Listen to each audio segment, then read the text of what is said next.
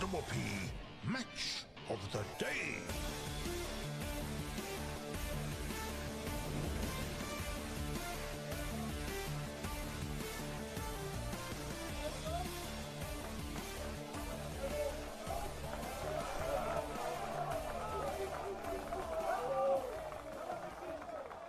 Hello and welcome to RJ Rowley Reserve in Rye for the Division 2 finals. It's the first game in what is a jam-packed weekend.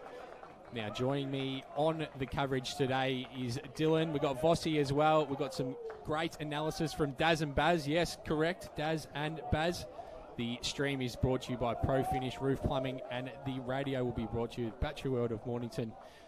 We have just seen the Crib Point Footy Club go down to the Karingal Footy Club in the seconds, and the seniors are out in the ground now. Dylan, it's a cracking day down here at Rye. Bit of breeze around, but looking forward to a cracking day. Absolutely lovely to be here. Thanks, AJ. Perfect conditions, and, well, we know we'll get to the last time these two sides met because that was also a cracking game. It's a fitting contest, a great ground as well, perfect conditions, as is the weather. We're joined alongside, as AJ mentioned, Baz and Daz, Vossi as well. But Baz, how have you seen this Karingal team shape up for the final? Yeah, well, they've been great going into finals, haven't they? They've won 4 games in a row, and Somerville have a big challenge today.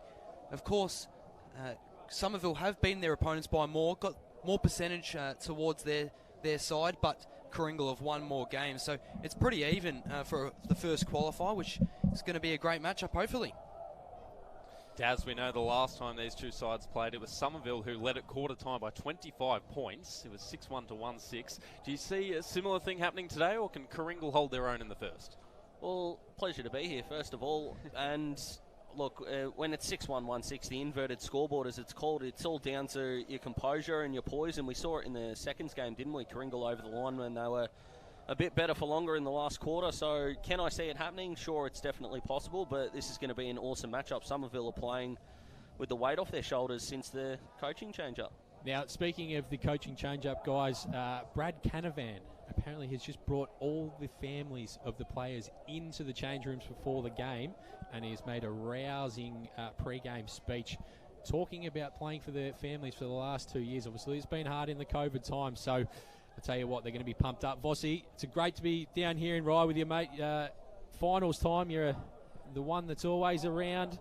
Look at you, the Mayor of Mornington's got the arms crossed. You can smell the finals time, mate, can't you?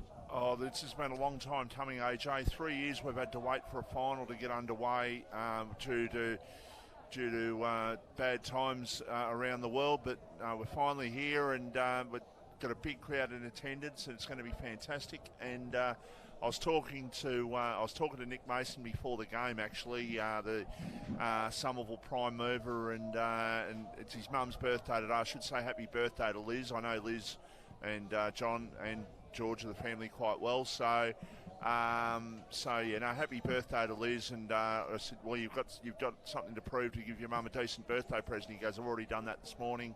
Gave her a decent present, some alcohol. She's laughing, but a win would certainly help, he said. So good luck to Nick and getting a birthday wish for his mum. Absolutely. Now, just before we get into it in the first quarter, I think Karingal are going to be too strong, especially with Tom Roberts out of VFL duties. See Ryan Gillis not playing as well. Nathan Gillis out.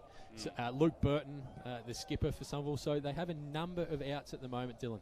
Yes, they do. And well, we know in 2019 when there was finals previously, it was Karingal who did fall short in that grand final. So I'll obviously be looking to make amends. But we know their contested ball use is elite. We'll get to Baz in a moment on that, but it's hard to tip. I'll go with Somerville just to be different, AJ. But Baz, give us the rundown on their contested ball.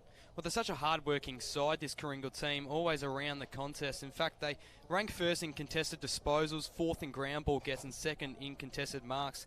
Not the most efficient side when it comes to the use of the footy, sitting at around 62.5%.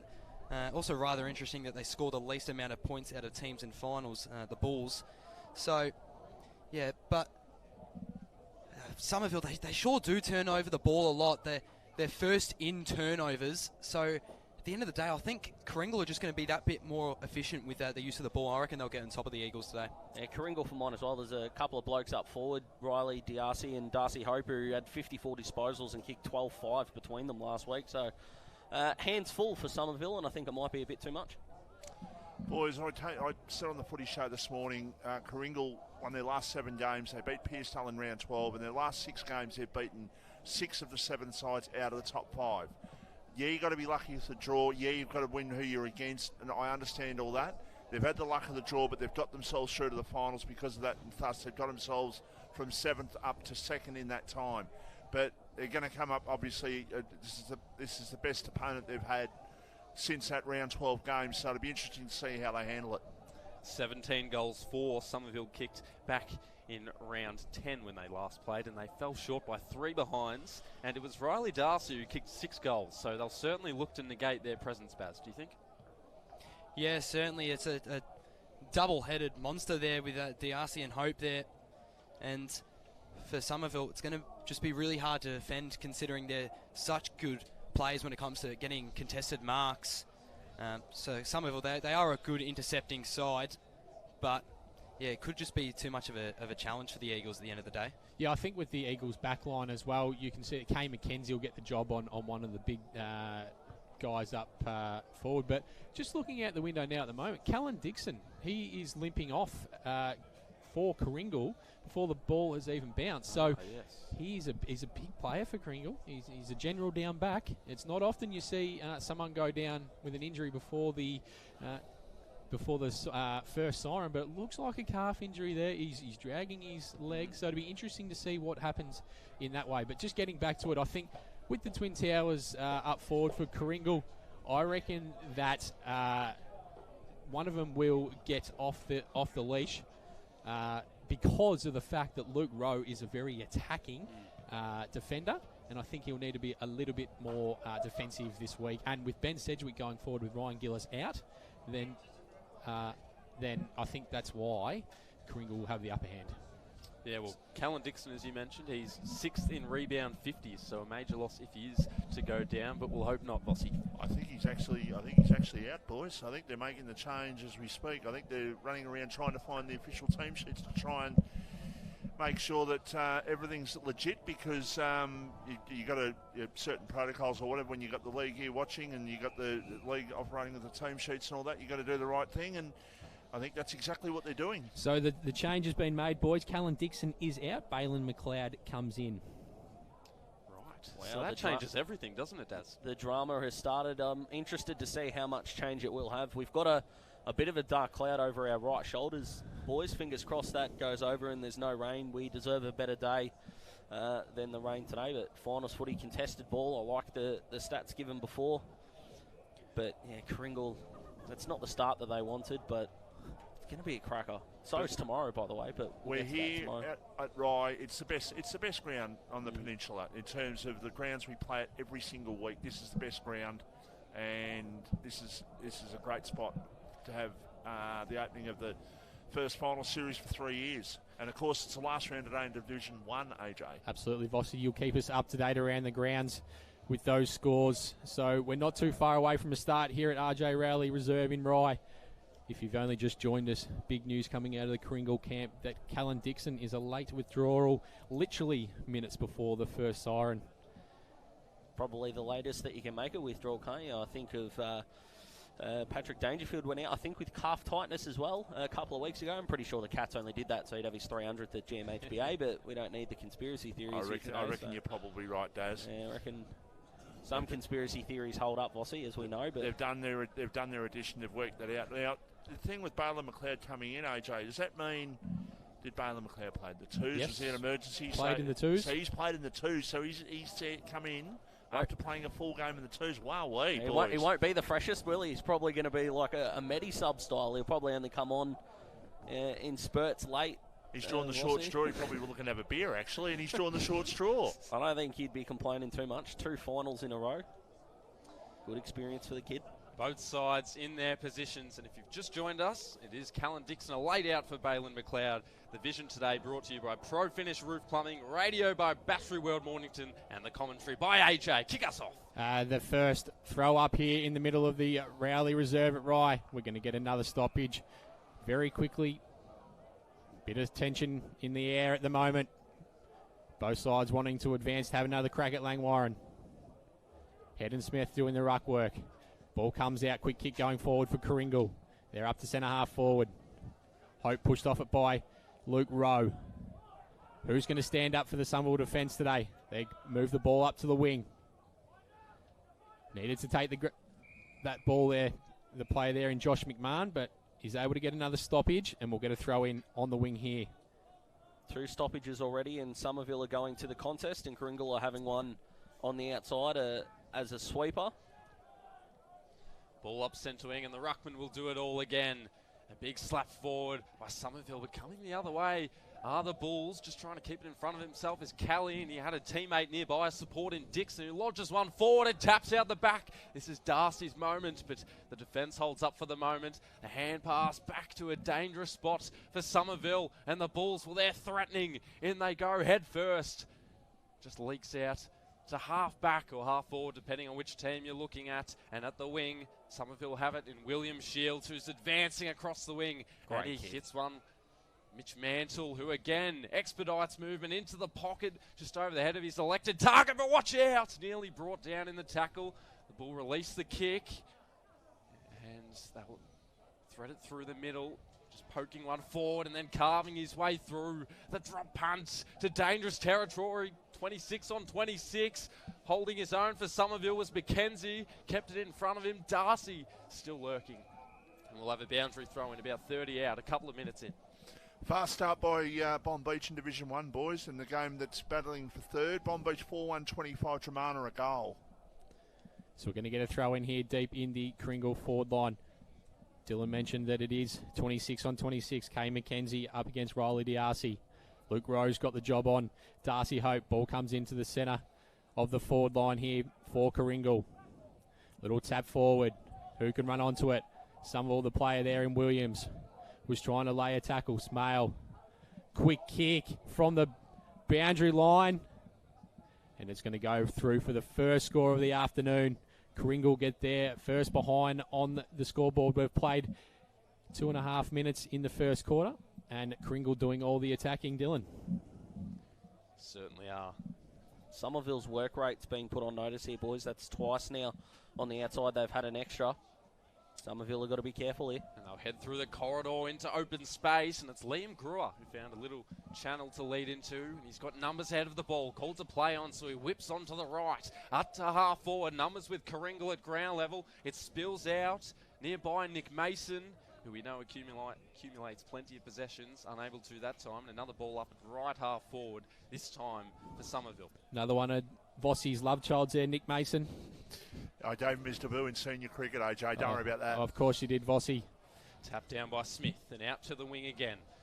Somerville player able to track it down. It was Brendan Head, but they turn it over and up to centre half forward. D'Arcy gaining position and taking the mark. It looks, sorry, Dylan. He looks a bit like Bud with the jumper on and the arms are covered. He's very much got that look. I've got Master Susovic giving me the nod of approval, so good watch that one. He's a beast. He's a beast, this man, isn't he? He's a big boy. He is. It's no mean feat, boys, to throw Kane McKenzie out the way that easily. And he has, and he's going to go back and line up for his first of the afternoon, Riley D'Arcy, and hopefully get Karingal on the board. If the footy trips at Bondi, he might be signing a few autographs.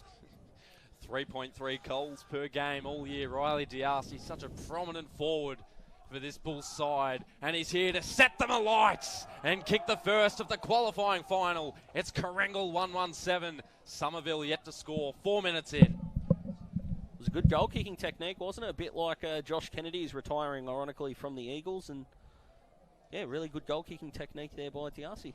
Baz? And you were talking about the size of D'Arcy before. I actually go to the same gym as D'Arcy, and boy, he lifts some big weights, that fella. He is tough as a nut, I'll tell you that. Hey, you going He on might the... even lift you up by the look at yourself there. Hey, you going on the weights, Baz? Are you lifting plenty?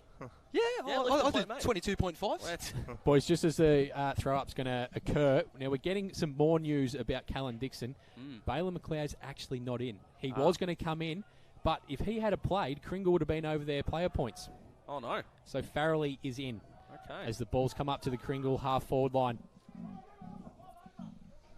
And it's escorted out in front of the player there in Robinson. We're assuming that everything's been ticked off by the league, so Absolutely. everything's good. So, okay. I'm glad that they picked it up nice and early before he entered the playing field. That could have been something that we would have been talking about throughout the week, boys. Ball thrown in. Rucks do battle. Comes down the ground. Kelly, can he run onto it? Can he go around the corner? Goes to the goal square. Over the head of the two players there, and Karingal get another behind on the scoreboard, and they are pressing. Josh McMahon there can call himself extremely lucky for letting his opponent go out the back of the stoppage. It's the one place of a stoppage you can't leave open, and that's a hole forward, which he gave, so he's got to fix that up. Sorry, Daz. Walker Swain goes along to the wing, just forward of half back for Somerville. Out of bounds it goes, and we'll have another throw in. It'll be Head v Max Smith, and Head had probably the bigger piece of it, just trying to tap it to himself, and in fact accommodated for a teammate with Sam Glenn. Here go forward again, Karingal bounces on its end. Nearly tapped ahead by Seth Kelly, who had a man ahead of the ball, and Tiasi still lurking, dangerous as ever, trying to keep it in, unable to do so. This is what you recruit the big boys for, and Karingal are obviously hoping with their two big forwards they can get some fine weather and right throughout to give them the maximum opportunity to take advantage. Vossi, they've also got Smale up forward. He doesn't look like a small unit either as the ball's thrown in. Rucks do battle. Sam Glenn trying to run onto it, but it's dribbled out once again. We'll get another throw in. Baz and I just might go have a kick inside Somerville's forward 50, boys, if you don't mind, because it's not getting down there, so plenty of open area. They got to do something to wake up here. Work themselves into the contest. Ball thrown in once again. Smale. Just on the ground. Who's going to get it out? No one as yet. Umpire Rowan David calls for it, and we'll get another stoppage inside the forward 50 for Karingal here. We've played nearly 7.5 minutes in the first quarter. Rucks do battle. Clearing kick for Somerville through Williams. Up to the wing. Who can stand under that? Darcy Hope nearly takes a great pack mark. Nick Mason runs onto it. He's going to just pull the kick a little bit. He finds his target in the middle of the ground. Coming out of the goal square. He was unable to take the mark there for Somerville. Ball on the ground. That was the throw, and the umpire is going to call that. That was correct. That was a great call there. The throw going against the player in Cow, and that was a rugby pass if I've seen one, boys. There was a great kick going inside 50 from, I think it was Nick Mason. Almost had the like the Brian Myers sort of kicking style there, where he went all the way onto his right and swung it all the way back. So, yeah, great enter inside 50. So Nick Mason has the footy here, following up his work from the wing. This could get him up and about. He's going down towards the ocean end. And he comes inside forward 50, has a little skip, but he's missed to the far side. Somerville open their scoring count. They move on to one behind. Karingal 1-2-8. Nearly 8.5 minutes gone. Pro Finish Roof Plumbing Vision. Also Batch World of Mornington. Match the day on the radio.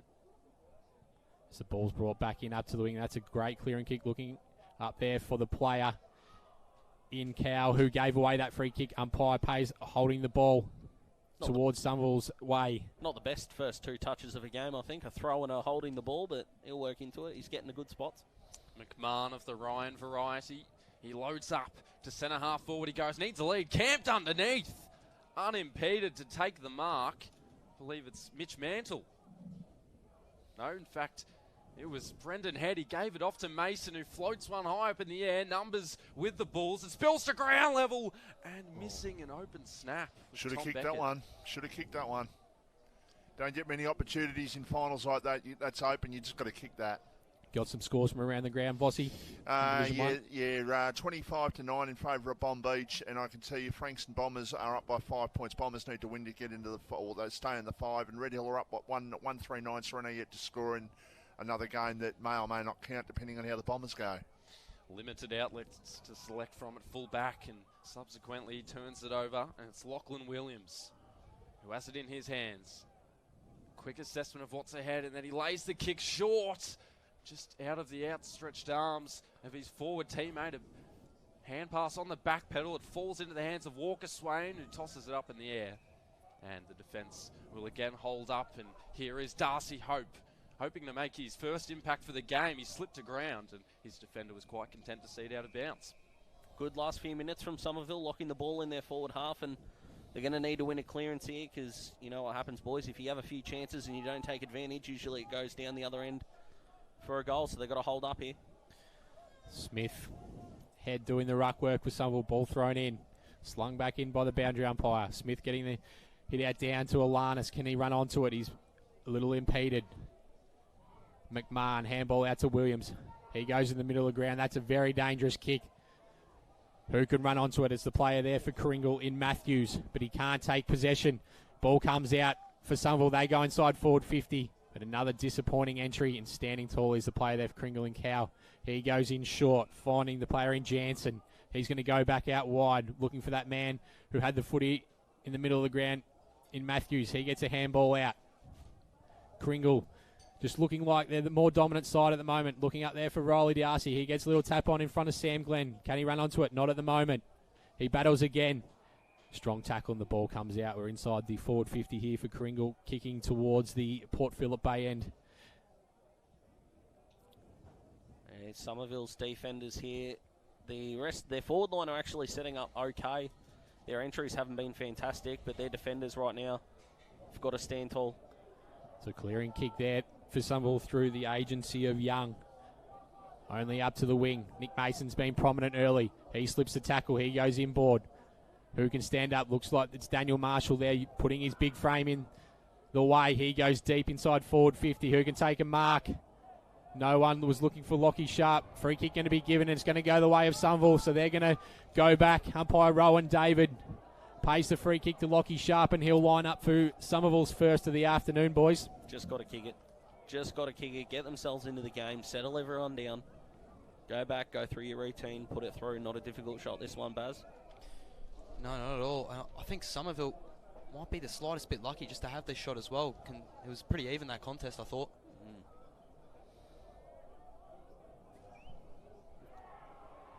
So he's put it through Lockie Sharp. Vossi, what have you seen in the first 12 and a half minutes here?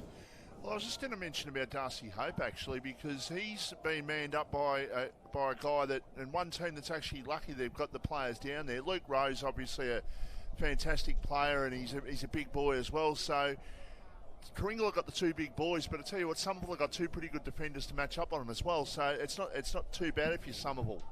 Well, they got the three-prong attack, boys, for Karingal. Obviously got Riley Darcy Hope, but Jordan Smales is seriously not the smallest bloke, and he's just plonked himself in the goal square, and he's currently on the player in Sam McDonnell. So it's going to be exciting if it can get into the Karingal forward line. Up the ruckman go again, and it's Karingal who attempted to get the clearance out, slapped back into play, and is pinned holding the ball. And the free kick will go to Mitch Mandel. So the momentum with Somerville at the moment. Scores are tied at 1-2 apiece. 13 and a half minutes in to your opening quarter. Another inside 50 entry for Somerville. They all crash. And the crumb was taken by a forward. Didn't receive an obliging bounce, although it still stays alive. The tackle was shrugged and the goal won't be kicked. Not a lot of purchase on it by Jack Moroney. He missed his foot. That was full of clangers, boys. It was. The Benny Hill music's playing in the background. Well, finals pressure does to you sometimes, boys. Matthews at half back. Diarcy waiting at the back of this pack. Couldn't collect it. Fell to ground level. Somerville head forward again through Josh Young, and it's cut off. Umpire says play on. Turns on the right. Here is Young again. Got a hand to it. Provided the opportunity for his teammates to thrive, and they were brought down in a tackle. And refusing to let go was Sam Glenn, who's always ferocious at the footy. And we'll have a ball up. Spoken about Nick Mason. Josh Young's had a really good start to this game as well. He's on the outside of this stoppage. Snap forward by the Bulls. Alanis Diarcy taps it on, it bowled a couple. Diarcy still might go after it. He receives it from his teammate here, throws it onto the boot to vacant space, although it was the Somerville defender who actually attacked it first. Wanted to receive it, didn't. And out to the wing, it's Young again who's relocated, and he takes a strong mark at half back. Appreciate the support, Youngie. You've done me well there. So Young again just providing some signals to the throng at the wing, and in the end it's probably a better result to punch it out of bounds because the numbers were with the Bulls. Yeah, what is the signal for a 3-on-1, do you reckon, Baz? Not really the signal you'd be expecting if you're a Somerville player. No. We're going to kick it to 3-on-1 for the opposition. Boys, if you haven't noticed, Daz's nickname's Cuddles. Likes to get a bit of attention after he makes a comment, so good. I'm sure you'll pick that up. The Ball thrown in. Started early. On the wing, Mansell over the back. The player there for Karingal in Oscar Whitty's wrapped up, and we'll get another stoppage. Over, Daz, we're going to get a nickname for our man AJ here. Absolutely. Bit of rain coming in now. Rucks through battle. So Mantell's gone into the ruck with Brendan Head off the ground.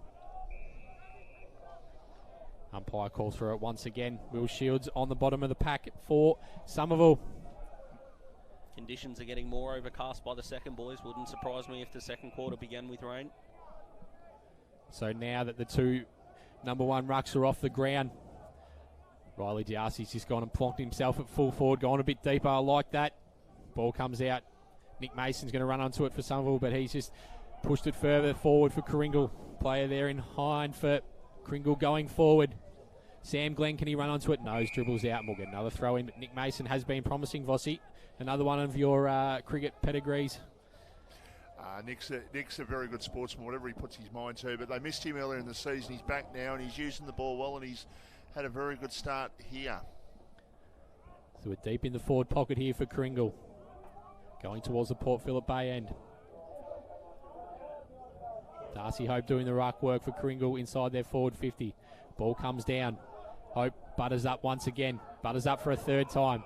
Ball just bouncing around. Umpire's got a free kick here. And it's going to go the way of Lachlan Hind, who had that fantastic pickup here on the wing earlier, but the decision wasn't paid until he threw his arms out. We don't like seeing that behaviour being rewarded, especially in finals, but Somerville might have been lucky to get their first goal from a free kick, so it all balances out in the end. What are you seeing, Baz? Hind, he's playing his 50th game in a final today, so big moment for this big fella.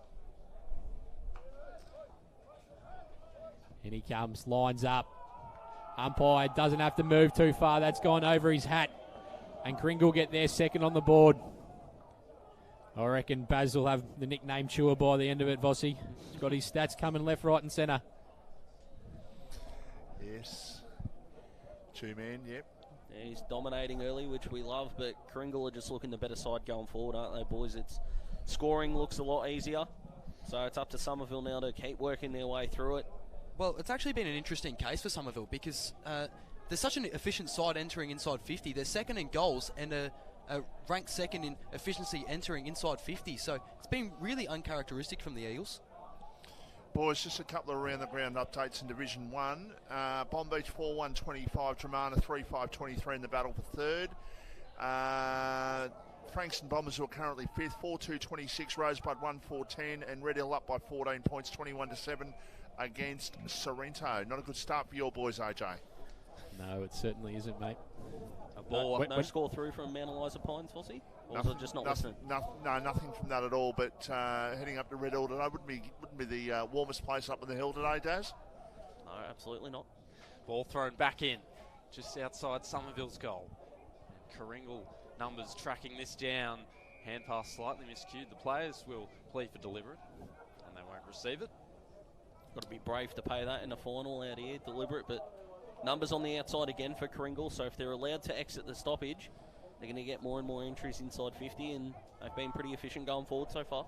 It's Karingal by 5 in the qualifying final.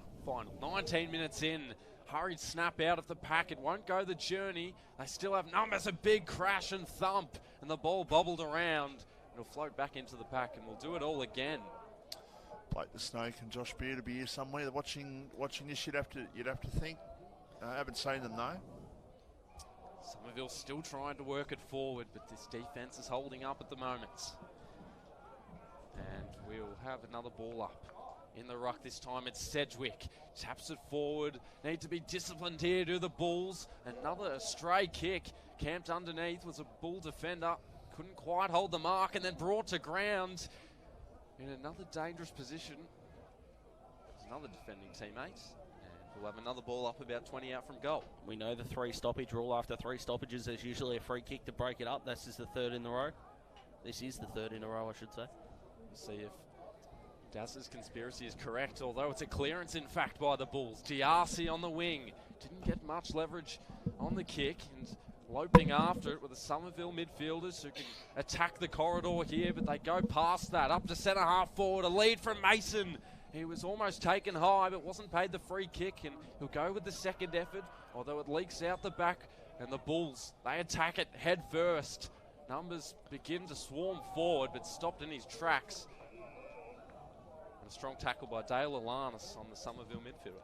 So Jesse Walker-Swain is playing a kick behind the ball, number 15. He's come up to this stoppage, but on both fast breaks from Karingal's rebound 50s, he stood in between the ball and Darcy Hope, who's been the furthest forward, so one to keep an eye on. So free kick going the way of Brendan Head, the ruckman for Somerville. He goes long, looking for Ben Sedgwick on the lead. Gets his duke up high, can't take the mark. Almost run down there was the Karingal defender. He comes out looking for Darcy Hope. Spoiled away from him. Who can run onto it first? Clean gather from the player there in Badhams for Karingal, but his kick's not effective. It's been cut off from McDonnell for Somerville. He's going to go across goal. Steadying kick. Mark taken by Haskett, the Jake variety. He goes out wider, looking for his brother there in Lockie, but it goes out of bounds, and we'll get another throw in right in front of Vossi's favourite thing, Mr. Whippy Van. Bit more sunshine. I'll tell you what, it can almost go Mr. Whippy at the moment, boys. It's the most polite demand I've ever heard in my life. So Bradley and Head doing the ruck work. Alanis running onto it for Karingal. He picks it up on the second bite. Kick doesn't go very far, spoiled out across the boundary line, right in front of the Chadwick demolition sign here at RJ Rowley Reserve, and we'll get another throw in. So, Baz, if you're the Somerville coaching staff right now, what are you saying to them if the score stays somewhat similar, given they're ineffective going forward? Well, I mean, I think their forwards just need to start leading out a bit more. They've been really stagnant inside 50. At Karingal, they don't tackle a lot inside 50 on average, but they haven't really needed to because the Somerville forwards aren't moving at all. So, really stiff down there. So a pack forms on the far side here. Pyro David circles. He calls for it. Nearly 22 and a half minutes gone in the first quarter. Karingal 2-2-14. Playing Somerville 1-3-9. Rucks do battle. The player there coming away from the stoppage was Jansen for Karingal. He goes up to a big pack. A few have fallen over. Free kick going the way of Darcy Hope. Feel for Sam McDonald there. He did kind of slip. It was a block, but he did kind of slip on his last step. So Kane McKenzie's playing Riley D'Arcy from in front. That's a great lead from Riley D'Arcy if he can get onto it. And he just gets his big frame in the way. You can't be giving Riley D'Arcy any room in the forward 50, boys. Well, Kane McKenzie there just had zero awareness of where his player was at. You could see that D'Arcy drops back behind him and then led straight back out, and it was McKenzie who had no idea where his player was, so just a bit of a lack of awareness there, which is unlike McKenzie. Spot on and a ripping kick too. One of the better defenders in the competition, Kane McKenzie, but I'd like to see him just play from his right hip. It's Riley D'Arcy in the centre square here at RJ Rowley Reserve. By the time he goes to kick it, he'll just be about on the 50-metre mark. He's just crossed it now. In he comes. Umpire's come a long way, but he goes back. And he's got his second on the board. Riley D'Arcy, Karingal 3-2-20, playing Somerville 1-3-9. And just around the grounds, Bomb Beach are a point up at quarter time, and Frankston Bombers are 16 points in front of Rosebud Bombers when they stay in the 5. Nothing Pines can do if they happen to beat Mount Eliza, which we've got no score from at the moment. Still not sure. Sam McDonald was the spare player behind the ball when he gave that free kick away. I didn't see where Somerville's spare player, who would have run off the mark, has gone, that left such a huge gap in the corridor for Riley D'Arcy to lead into. Sloppy from Somerville. It's the Bulls by 11 into time on. 24 and a half minutes into this opening quarter. And taken high, had his head ripped off. Connor Leslie seen too much of today, but it's a decent kick for Hope, who had hands to it, couldn't reel it in. The defender just clambering all over his back, and then he was engulfed by a couple of tackles. It springs around in the pack, and eventually the defence can chain up the handballs. Hope applies another tackle. Umpire refrains from blowing the whistle. Hope, handball across, and finally he might have to. A little rabbit in there. Finally there is the whistle. About 60 out from Karingal's goal. Hope's starting to get really active now. We've been listening. I heard AJ and Dill both called their names, his name a couple of times now, so get ready. And another strong tackle driven into the turf was the Eagle. Another ball up. 25 minutes in. 3-2 to 1-3. Riley D'Arcy with 2 goals. Hurried snap around the body for Karingal, who go into their forward 50 again. And unable to release the hand pass was the defender. Play continues. And Lachlan Hind kicks his second of the afternoon. Well, it was a positive and a negative for the Lockies there, because Lockie Haskett was the spare man behind the ball who went up to the contest to provide a number. And what contest did that kick inside 50 go to? The one he was standing directly in front of before the ball up. Very strange decision, and Karingal are flexing their muscles now, boys.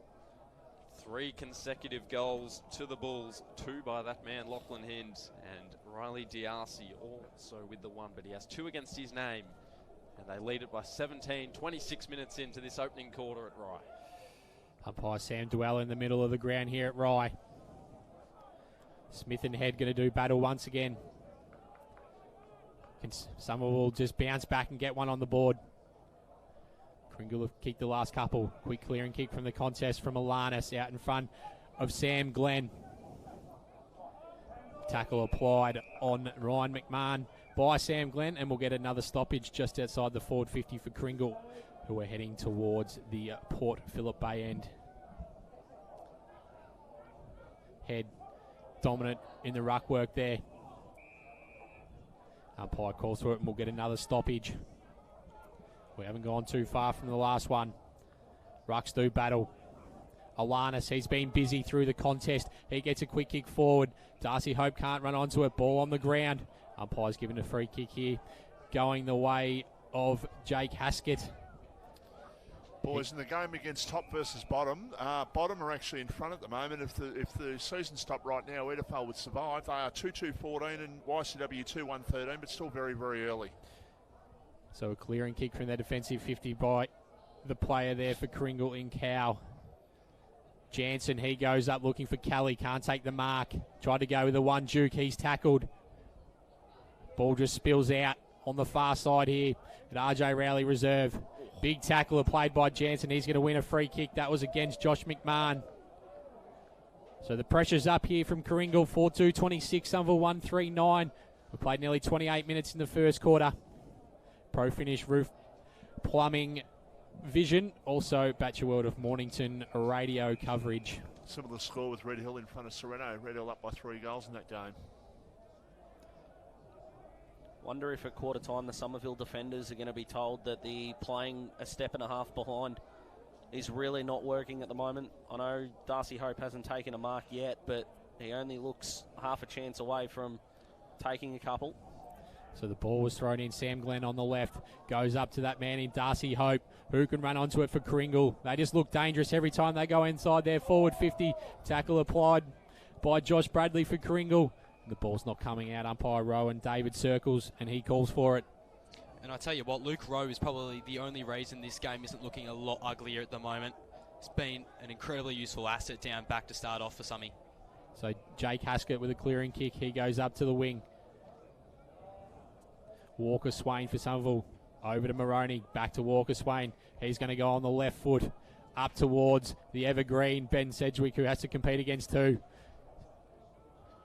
Daniel Marshall's in a one-on-one at the top of the goal square. Ooh. And umpire's called a free kick here, and it is going to go the way of Daniel Marshall. So he'll line up for Somerville's second. If you're just joining us, Karingal 4-2-26. Somerville currently 1-4-10, but lining up for their second of the afternoon, Vossi. 5 genuine shots, and they probably should be 5 goals in all fairness. They've had shots in front of goal. They had a snap 10 metres out and missed one. and they've got it like 15 metres out. This should be a goal. Should put down your glasses, but commentators curse potentially.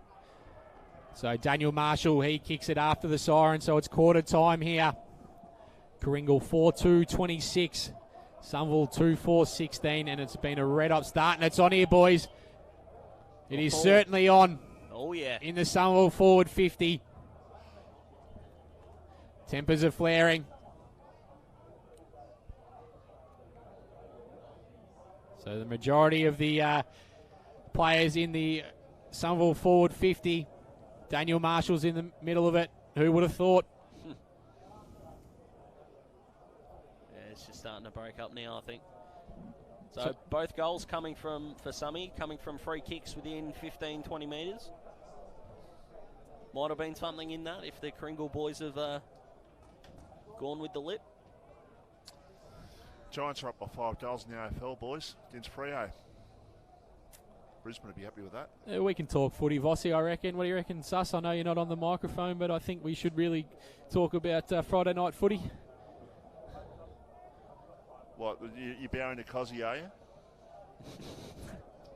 After one quarter, it is Karingal leading Somerville 4-2 to 2-4. It's the inverted scoreboard that Daz talked about, and leading the charge for the Bulls. It's Riley D'Arcy with 2 goals against his name. Lachlan Hind also with 2 goals. A productive quarter for Somerville. Lachlan Sharp with the opening, and Daniel Marshall with the second. We'll take a quick break here, brought to you, at least the vision is brought to you by Pro Finish Roof Plumbing, the radio by Battery World Mornington. Stick with us. It's the Bulls by 10 here at Rye in the qualifying final. RPP in the afternoon. Illness and accidents happen, so it's good to know that high-quality 24-hour emergency care is nearby for prompt private care when you need it most. Visit Peninsula Private Hospital Emergency Department. A station sponsor. At SJS Accounting Strategies in Mornington, our mission is a simple one: to make running your business easier, to get money-related challenges out of the way so you can focus on growing your business. It doesn't matter which business sector you're from, our commitment to helping you grow will be exactly the same. Why? Because our team loves helping businesses achieve their goals. Contact SJS Accounting on 5975 0488 or visit www.sjsaccountingstrategies.com.au. A station sponsor. Jones Lapino Real Estate, located on Wilson's Road, are Mornington Peninsula's boutique real estate professionals, offering premium service in sales, auctions, investment property management and holiday leasing across the Mornington Peninsula. Contact Jones Lapino for the very best in client experience on 5975 5593 or visit joneslapino.com.au, a station sponsor. More and more people with a taste for quality are shopping at Eliza Meats. Kevin and his lean team pride themselves on the finest cuts, from juicy steaks and roasts to high-grade mince and sausages. And Eliza Meats are the gourmet specialists. Inquire about Eliza Meats Spitfire. Phone 9787 4473 for a mouth-watering meal fit for a king. It's all at Eliza Meats. See our sponsor Kevin at Eliza Meats, 112B Mount Eliza Way, a station sponsor. Made locally, broadcasting globally. The beautiful RJ Rowley Reserve here at Rye, 4-2-26, and we've had a scoreboard adjustment, boys. Summy at 2-3-15. We've had everything, a dust-up, some poor goal kicking, some good goal kicking, and the boys are here. Baz is with me, mate. We've seen a little bit of everything in this first quarter. Yeah, including some ineffectiveness from the Summy Eagles. I was just mentioning off air that this side, they're so good at scoring goals, really accurate in front, and one of the most dangerous forward lines in the competition, have goal kickers coming from almost everywhere. But as I mentioned earlier on in the broadcast, just been really uncharacteristic, missing 2 easy shots right in front of goal. And they've just looked a little bit off to start off the Eagles, but throughout going towards the end of the quarter there, they started coming to a bit more of their own, started getting inside 50 a bit more and creating opportunities for themselves. Yeah, they just couldn't get their hands on the ball early days. Karingal pretty dominant going forward. We'll get some scores from Vossi in just a second, but before we do, how have you seen the loose player behind the ball for Summy? Because they've been sucked up to the contest a couple of times and they've been made to pay. Yeah, well, Karingal is so dominant around the contest, as I mentioned before. When you've got a team like that just win contested footy all the time. I'm not sure about having the loose guy back. I feel like you need to play a bit of man-to-man so they're not getting those contested numbers and so many clearances out into inside 50. Yeah, and the one problem you've got, as we know with the spare man, is the key defenders can lack a little bit of accountability before we get the second quarter underway. Vossi, have you got some scores for us around the grounds? Frankston Bombers up by 11 points against Rosebud. Bomb Beach up by 8 points against Stromana. Red Hill up by 20 points against Sorrento. And Edithvale Aspendale a point up at quarter time. Still nothing from the Pines Mount Eliza game, which we'll hopefully get for you shortly. But some interesting scores happening around the place. And I don't think we'll get much of the rain, by the way, Daz. So I think we'll be fine. We'll be fine for that. We're not expecting too much down here. Yeah, fingers crossed the footy gods look after us. And of course, Vossi keeping a close eye on the Frankston Bombers game as they were his lock for the week. And AJ did lock Karingal this afternoon, so he's feeling content but not altogether comfortable, because that's how the commentators' curse works, as we welcome AJ and Dylan back in for the second quarter. Absolutely. Somerville players just held in a little bit longer by Brad Wiggy Canavan. So he's going to be stepping down at the end of the year, whenever that may be. A few coaches finishing up today in the Mpnfl. Vossi, Nick Jewell at Rosebud. Yeah, well, Nick Jewell, Bo Mustard, obviously his last home and away game in charge. There's a few. So they'll find out the situation with Hastings. They have advertised for a coach, and saw an interesting article that they've sort of just testing the waters a bit like Essendon, just to see what's out there. Well, hopefully they treat their people that are in charge a lot better than what Essendon treated Ben Rutten this week. Well, yeah, I'm a Bombers man, and yeah, it's been a hard week. It's really tough. Truck, he's such a great bloke. You can tell by his press conferences to see how David Barham and the board have treated him has just been really poor. Baz might be taking up the Cuddles modicum for today, boys, because I think he, along with a lot of Essendon fans, need one at the moment after what's happening at the hangar. But what's going to happen in the second quarter is going to be an interesting one. Somerville, I know they've got the double chance, but they got to wake up, boys, because they're not too far behind, even though they haven't been fantastic. This is where all the action's been happening. Last half of the seconds when I turned up, first quarter, it's all happening down this end of the ground. So it'd be interesting to see how Somerville go with this end in this quarter. Umpire Sam Joel holds the ball aloft in the middle of the RJ Rowley reserve here at Rye. Second quarter's underway. Smith, Mansell doing the ruck work, so they're going in with a smaller ruck. Somerville trying to get a bit more run. Ball comes out to the wing. Big tackle applied. And we're going to get another stoppage. Along with Nick Mason, Josh Young there, who was tackled, was probably Summy's best. The rucks do battle. Good lead from behind from Mantell. Tackle applied by Badams on the player in Jack Moroney, who had a good start to the first quarter for Somerville. Corey Badams, former Stingray in 2019, won the under-19s flag with Karingal in 2018. Thanks, Stu, man. Out to Williams. He rolls around. High ball. Who's going to stand under it? Two Karingal players spoil each other going inside forward 50. Dan Marshall just tries to stand on the footy. He trickles through. That was a bit like me and the missus after an argument there, boys. Just no talk whatsoever. Nearly cost them. Wow. That's a great goal. Thanks, boys. Appreciate that. Vossi loved it. That's what matters. Cuddles just looking for a bit more. Bit more love. Got to be better in the air than that, though, from Karingal. So Robinson's going to bring the footy in for Karingal. 4-2-26 playing Somerville 2-4-16. He gets on his bike, comes out looking for Darcy Hope. Can he take the mark? Yes, he can. Good contested mark from Darcy Hope. And that's something he wasn't able to do, AJ, during the first term, because Rowe defended him so well. Now really coming to his own, starting to get those contested marks again, like usual. Yeah, absolutely. Ball comes up to the wing. Ball just held up. Kane McKenzie comes over. Takes a good mark. That's better from Kane McKenzie. Played in front. And he plays on. He goes with a high up and under. Who's going to run onto it? Dan Marshall tries to take the mark. The play there, and Levi Dixon with a big fist out. Haskett overruns it for Somerville. Quick kick forward. The player there in Connor Leslie. And the umpire says we're going to throw it in on the far side, right on the wing. I tell you what, Vossi, if it does break open this sun, I tell you what, Mr. Whippy he's calling you right now. Got a couple of people lined up, but I reckon they might just deliver you one over. I'll be getting out of the way if they see Vossi coming, for sure. There might be something in this about the scoring end as well, because it's all the play down here. So the ball goes forward, looking for Nick Mason. Just bouncing around here at the moment. Tackle applied by Sedgwick. Haskett, can he stand under it? Leslie trickles out and we'll get a throw in.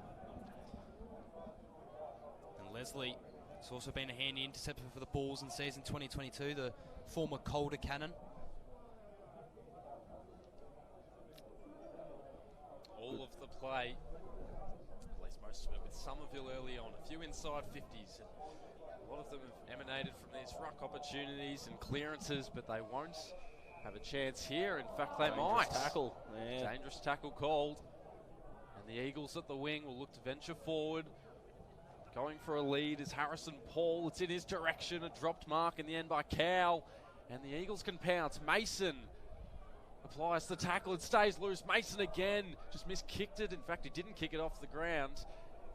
Intelligent fist forward by Dixon, and they'll flush it out of defence here. Playing it in front of himself is Robinson, and over the boundary line she goes. Boys, courtesy of Bendigo Bank. I think Sereno have checked out on the season. Red Hill 6-3-39, Sereno 2-1-13. I think Sereno have officially packed their bag and gone home.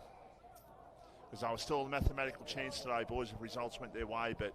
Yeah, I know you weren't listening to me in the footy show earlier this morning, Vossi, but it's what I went with as well, so good to know I've got the echo.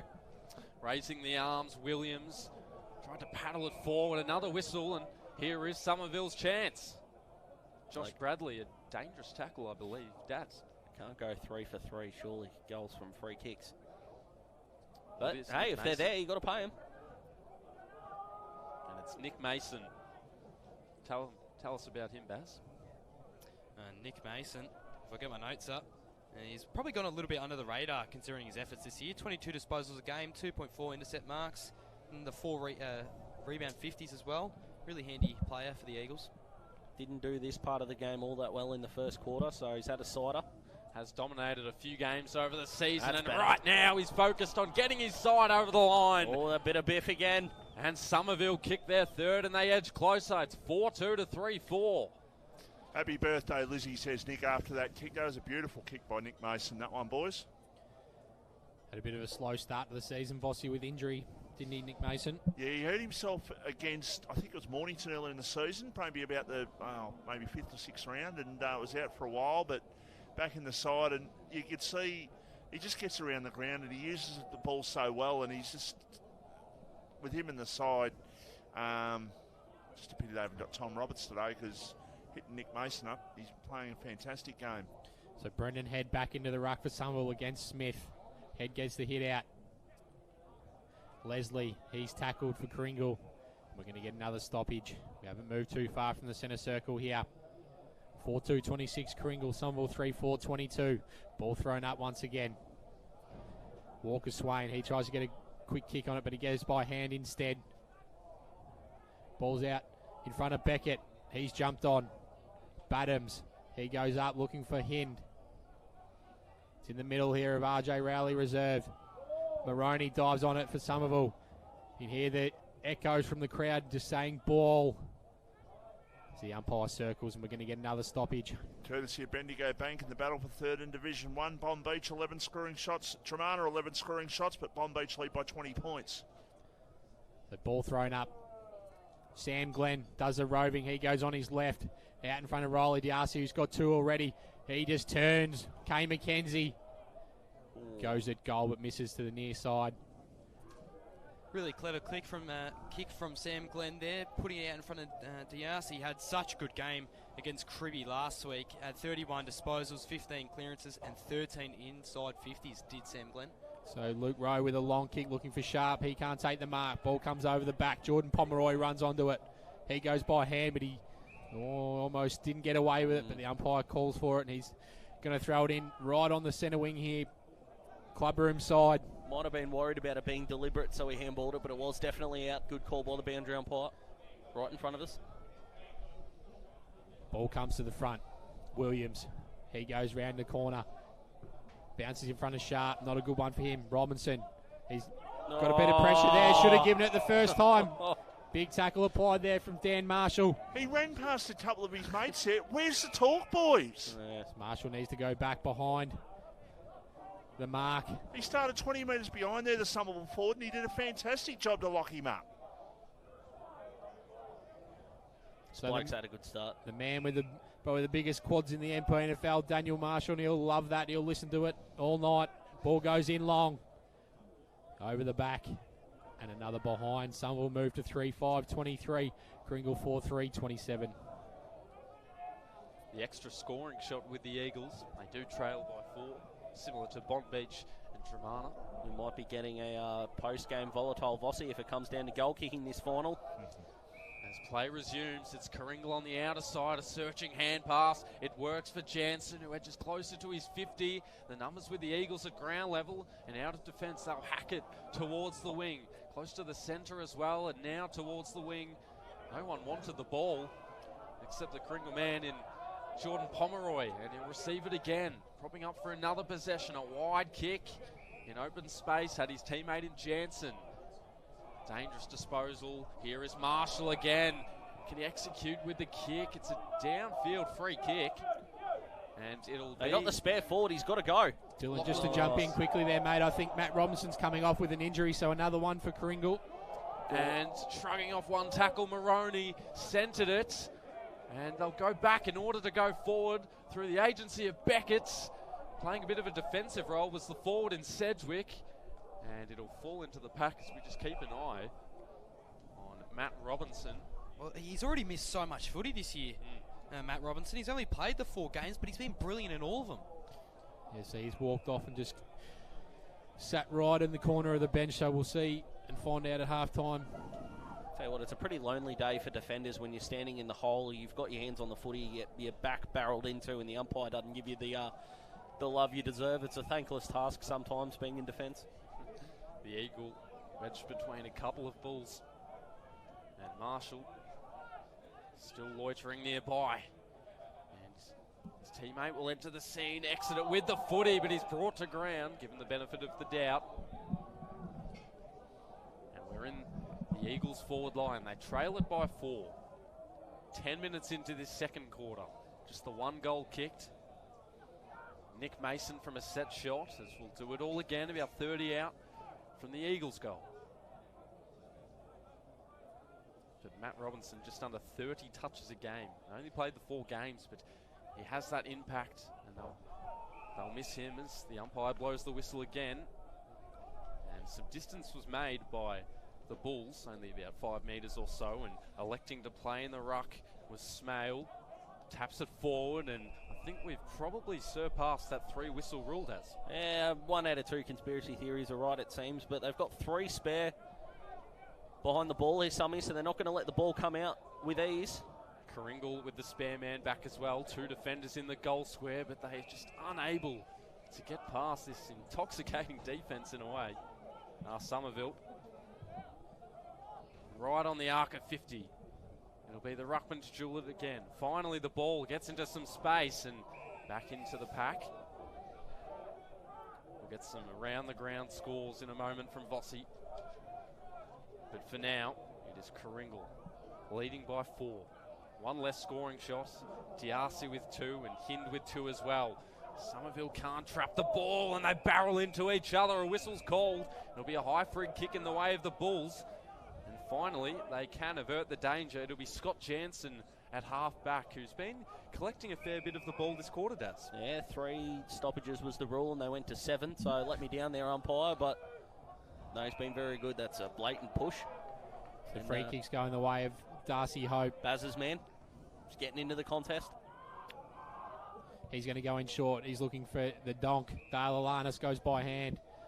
Oh. Bit of candy sell there from Jansen. He goes up looking for Rolly Diarcy. He's going to win a free kick there for just holding the man.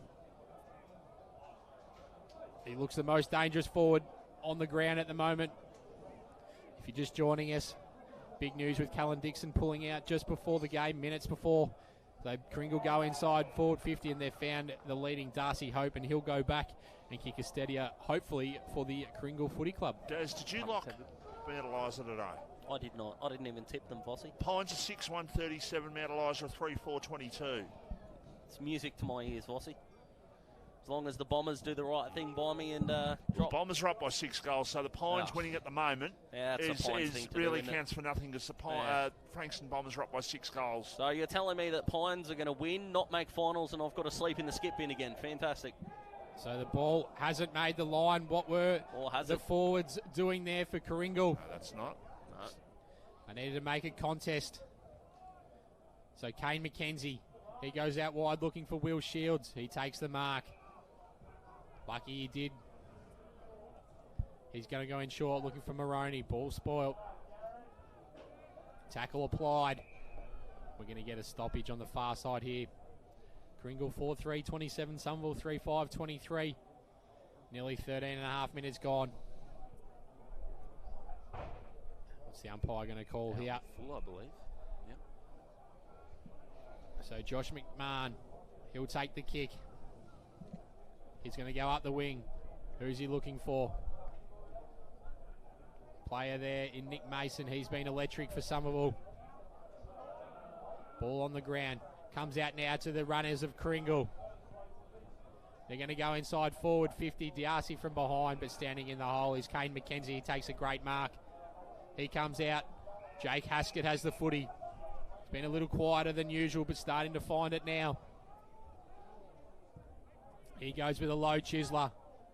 Spoil there from his brother in Lockie Haskett. He runs onto it. Big tackle applied. Umpire calls for it in the middle of RJ Rowley Reserve. The Somerville coaches must have a feed up here. Kane McKenzie's played in front twice and won a one-on-one and neutralised the other.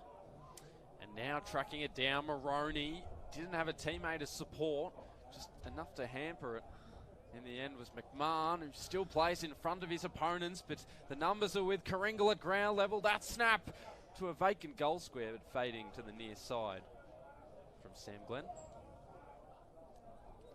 Got to lock it in here near Karingal. They've got a little bit of that magical word in footy, momentum. 4-4 to 3-5. Nearly 15 minutes into the quarter. Geez, that's dangerous. And in the end, it's Liam Brewer who takes the mark, searches through the middle. It was dangerous, but it might pay dividends. They'll run the gauntlet up to full forward. A 2-on-2 contest. It falls out the back hatch, and just trying to remain composed was the Bull defender, and he has done that extremely well. Could have gone another 15 metres here. He bombed from the centre. Could have gone so much further on. Boys, good news there. Looks like Matt Robinson for Karingal coming back on. Very good news. Just when they're entering inside 50 there, the Eagles, that's when you're really missing Ryan Gillis, who is such a good contested mark and fourth in the league for goals as well. Inside the Eagles forward line, but there's depth on the clear and kick by the Bull defender. Has to stay in play. And it's out in the full. Yes, it is out in the full. Oh. Did he connect with it, or did it roll up? Did it roll up his leg a little bit, and then he sort of backed off it? Well, Sam Glenn's adamant. That's come off his foot. It 100% has, but I think they'll throw it in because they're unsure. Well, Daz has perfect view, so I'm not going to trust that opinion. Oh, bang. There we go. Sam Glenn at right half back, leads at every angle. Umpire finally calls for him to play on, so he just goes to the pack. In fact, it was a one-on-one. Hobart front position, a nice spoil at the back, and Somerville can switch it here, but instead they float one up to the wing. An important fist in the end by Haskett, who tries to nudge it forward, and he does. It stays alive. Sharp, who's already kicked the 1 goal today, couldn't get his hands to it. Brought down to ground Max Smith, and we'll have a ball up 40 out from the Eagles' goal. And that's a great tackle laid there by Marshall. For the position he plays, he is a great two-way player. On the counter-attack are the Eagles. After a bit of confusion on that decision, another whistle, and this is where we had the 7 whistles before, Daz. Yeah, it absolutely is. We've talked a lot throughout the year about Jake Haskett. Lockie's second quarter, he started magnificently, and that's a blatant push. Coming the way of Smith, who Seated out into the path. That's gone about 9 metres. Yeah. Play on. So having to improvise was Robinson, who's back on the field, and through the middle they have options, and he kicked it to the one place where there was a Somerville defender parked underneath. He panicked. The hand pass was a little precarious. Through the middle they go again, ducking under one tackle, taken high, Harrison Paul. And just out here, Ben Sedgwick screaming for it. But he won't go his way. He'll go the direction of Marshall and Williams, who slides and takes the mark. 50 out from goal. They've had 3 or 4 of some of the best field kicks you're likely to see. Nick Mason has set up their first goal. They had one through the corridor a bit earlier, that one there. They're kicking the space really well, Somerville, working their way into the game nicely, but they probably deserve to be in front. Season best 41 disposals against Seaford just a couple of weeks ago. 6 goals in round 6, so he can do it all, Lachlan Williams. Been one of their better players all year. They're missing a few, but they've got guys like Lachlan Williams to compensate. He's just missed to the far side from where he released it. And Vossi is here with a couple of score updates brought to you by Bendigo Bank. Bendigo Bank, yes. Decisions are being made a bit easier to work out what's going on here in Division 1 because you've got YCW up by 6 goals. Edifal Aspendale will be relegated. The Bombers up by 42 points and they'll remain 5th. Pines up by 28 points in the second quarter. Makes no difference to them. They'll stay 6th. Blom Beach up by 14 points at half-time and Red Hill up by 24. That Pines v Dramana draw becoming more controversial by the minute. Oh, wow. Don't go there. And Baz's man is single-handedly trying to rip this game apart.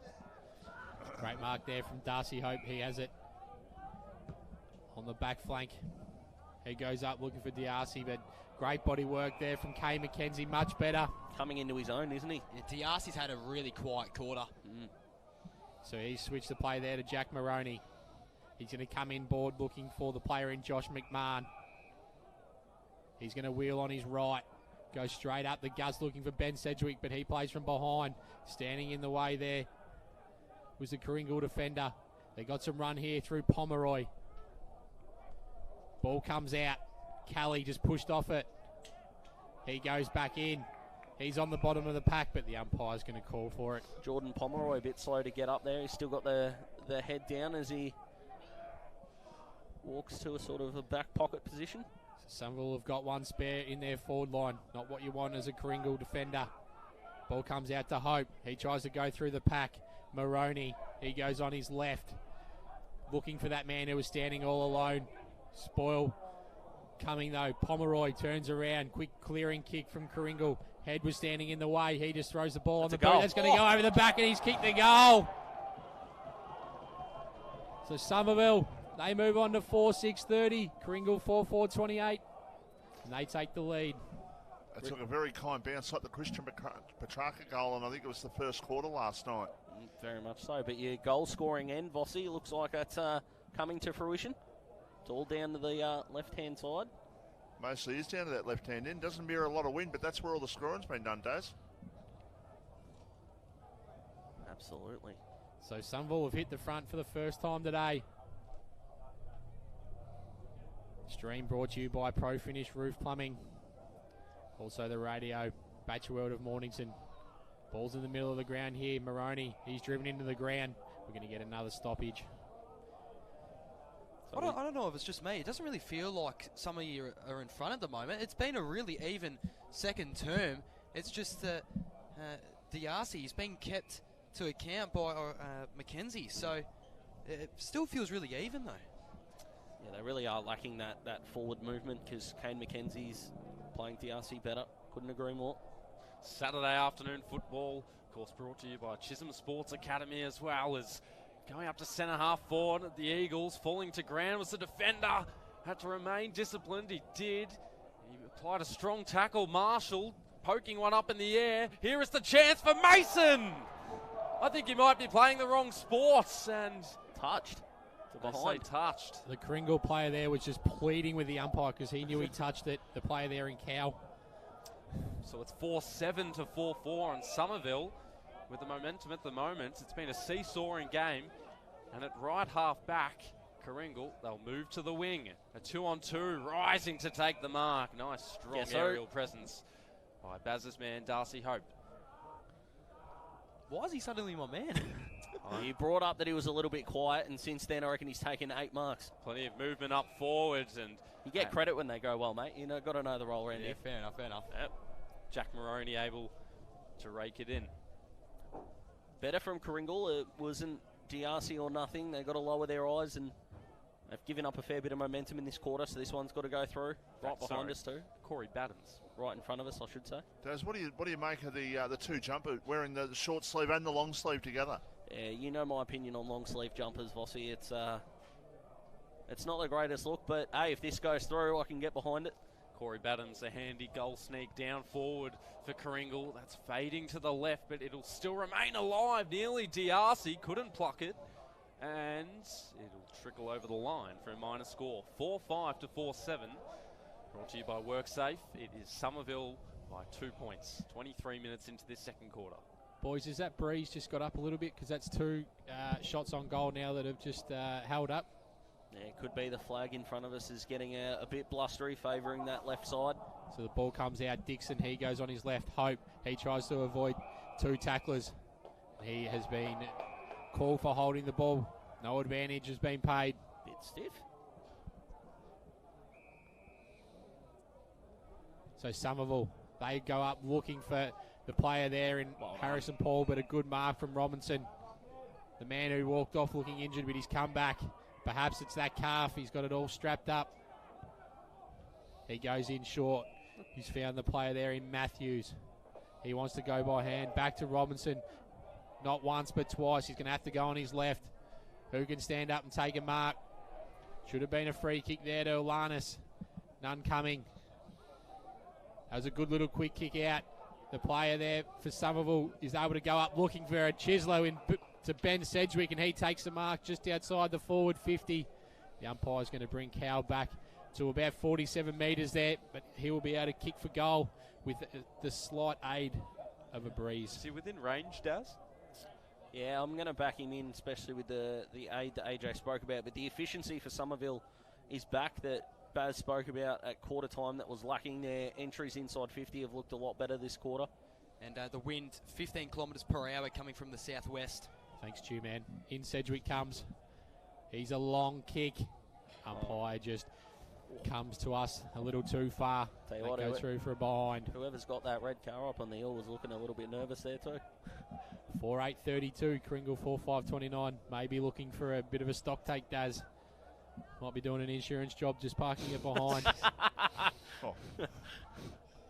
Yeah, it'd be a bit better if we're at Frankston Bombers. Someone might set it on fire. Oh, Daz. I'm from the area, I can say it. 25 minutes in. It's the Eagles by 3 behinds. Always chaos here in the commentary box. And in the action, Somerville have kicked 2 goals this quarter. And Karingal, well, they're yet to kick one. And strong mark in the end by Sam Glenn. We haven't seen too much of today compared to his usual output. To the wing he goes. A large congregation of players at the front. DRC at the back. And taken high. And he'll play on quickly. They've got numbers running through the middle. One of which is Connor Leslie, who can spot a man out wide. Mitch Glenn, the brother of Sam. And it's still just eluding him. And then he's ripped in the tackle and taken high. No doubt about it. That's an extremely generous interpretation of the word tackle there. He went legs first and got him in the head, bit silly. He's it inside the 50. And just missing the ball was McMahon. He floats around in the pact and then constrained in the tackle was the ball forward. And we'll have another ball up about 40 out from the Bulls' goal. Yet to kick one this quarter.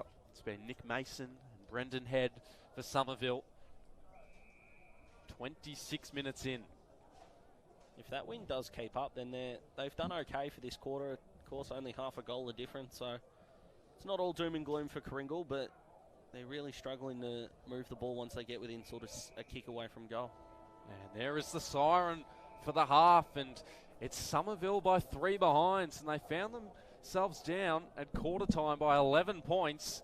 They have been inaccurate this quarter. We'll get some final thoughts before we head into the halftime break from you, Baz and Daz.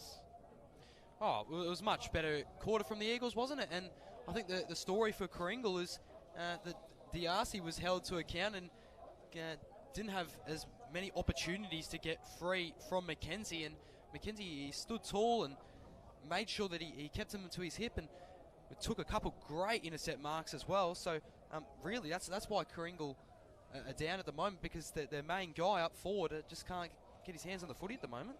And for the Eagles, their ball use in the front half of the ground was really, really well executed, wasn't it? And I know they're 4-8. They probably deserve to be around the 7-goal 5, 8-goal 4 mark. So they might rue some inaccurate goal kicking, which I know Vossi will hate, but they won't be too disappointed going in at half time. It looks like we've got a cracker on our hands, boys.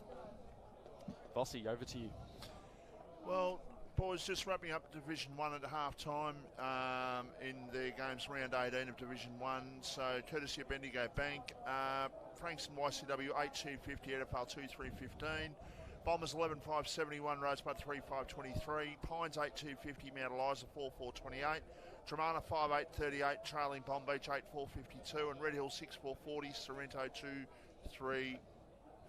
So that is Division 1 there, with most of the questions being answered. That Tremana Bomb Beach is probably the one that we need answering on, because that's going to be the one that sort of has most significance. It seems that they're going sort of goal for goal after Bomb Beach got a bit of a jump in that one, boys. Vossi with all the around the ground scores, and season on the line for Karingal and Somerville. And after a major fight back, 2-0 in that second quarter, it's the Eagles by 3. Stay with us. Thanks to the Victorian Responsible Gambling Foundation, we'll take the halftime break, but we're one half down, one to go. We've got a cracker on our hands here at RJ Rowley Reserve. RPP broadcasting 24/7. Battery World's now open in Mornington. We know batteries.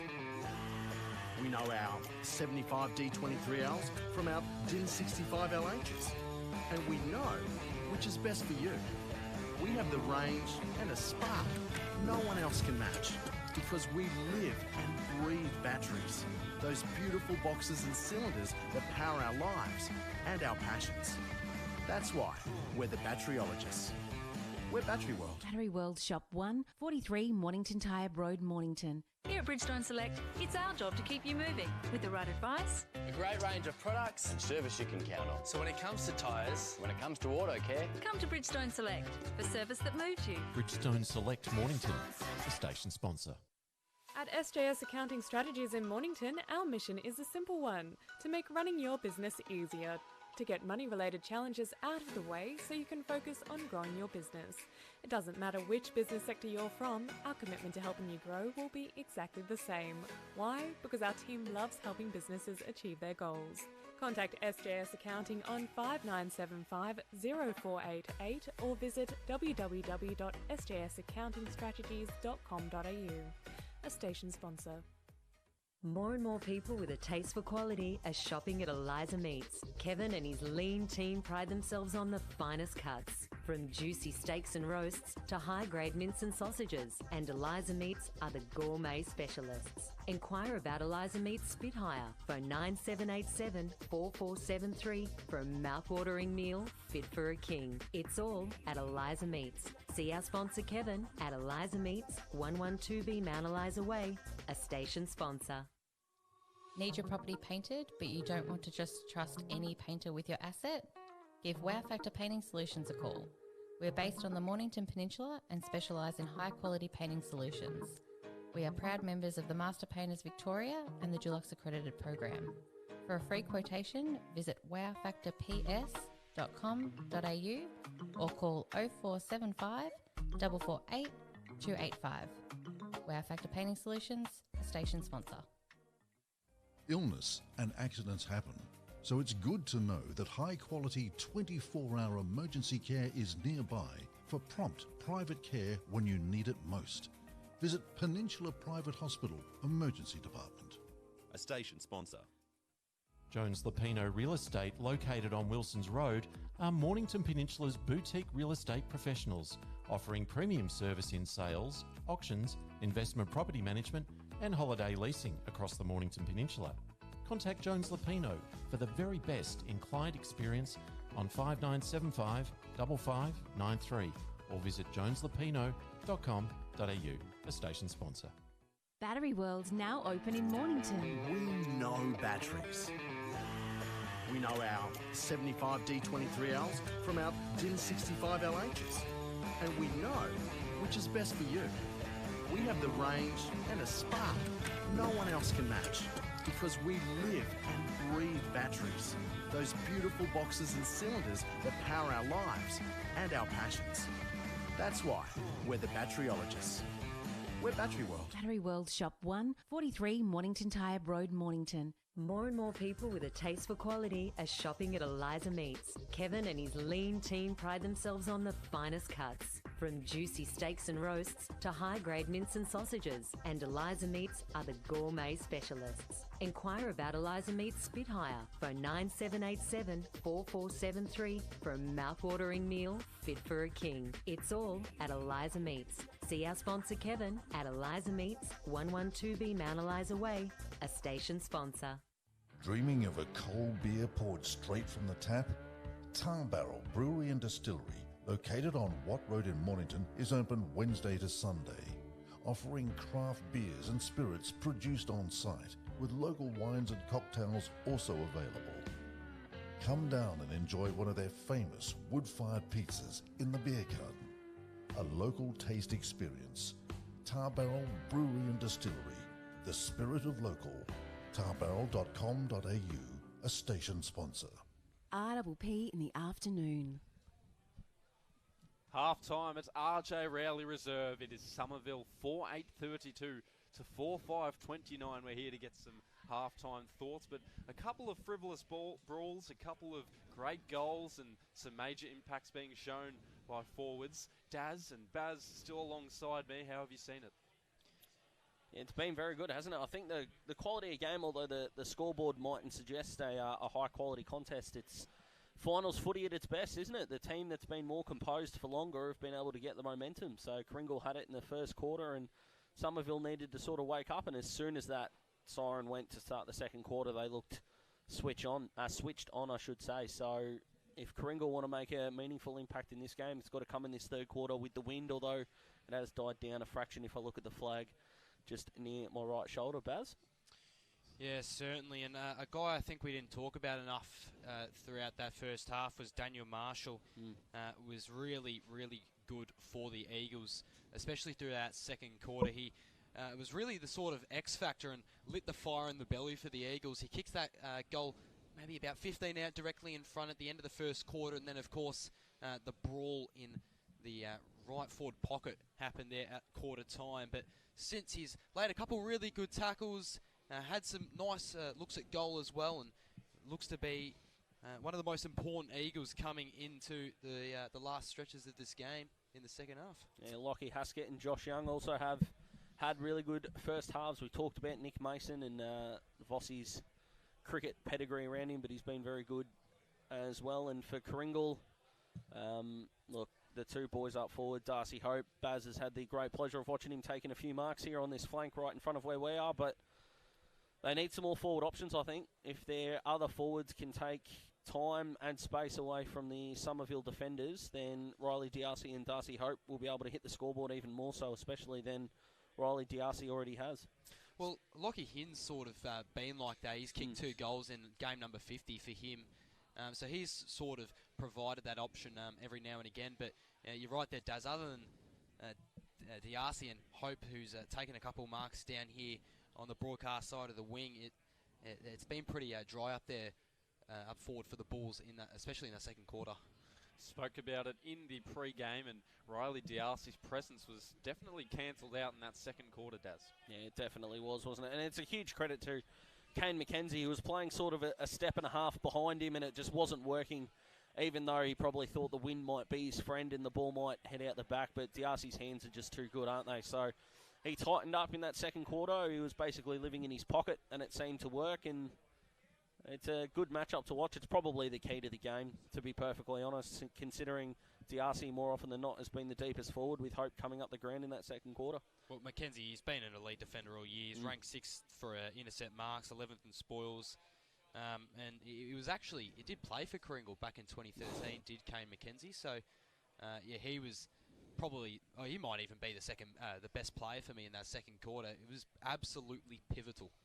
Yeah, we talk about things like, even in the AFL, things like Brownlow medals and all that. The defenders don't get a lot of love, but he definitely deserves it. And if Somerville are to go on and win the game, you've got to think it's because his second half will be outstanding. So it's the matchup to watch. But I'm looking at the midfield battle as well. Sam Glenn, he had 33 disposals last week. I don't think he's got anywhere near half of that in this first half, so he needs to lift. And both teams have been pretty good with the wind in getting a spare man on the outside of the contest. Both sweepers are working really well, so the team that's working against the wind have got to still play laterally so they don't get exposed out the front of the contest. A guy that I didn't see much of in the midfield for Karingal in that first half was actually Dale Alanis, the captain.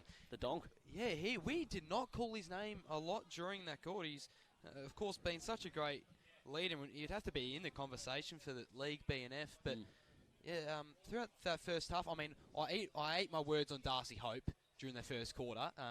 No, you gave him the rev up required, and now he's dominating. That's the way you got to look at it, my friend. Yeah, so maybe Dale Alanis, he's listening in the change rooms. He's like, I'll show you, Baz. Yeah, absolutely. Come out, guns firing. If that's what it takes, jump on it, mate. It's happened to me a few times, so don't worry about that at all, as we've just seen a young man get absolutely falconed out here on the ground. It's brilliant, isn't it, in local footy? Not the first time for today either. No, no, it's not. There's a couple of unlucky ones, and it's just one of those situations where it's only funny to the person.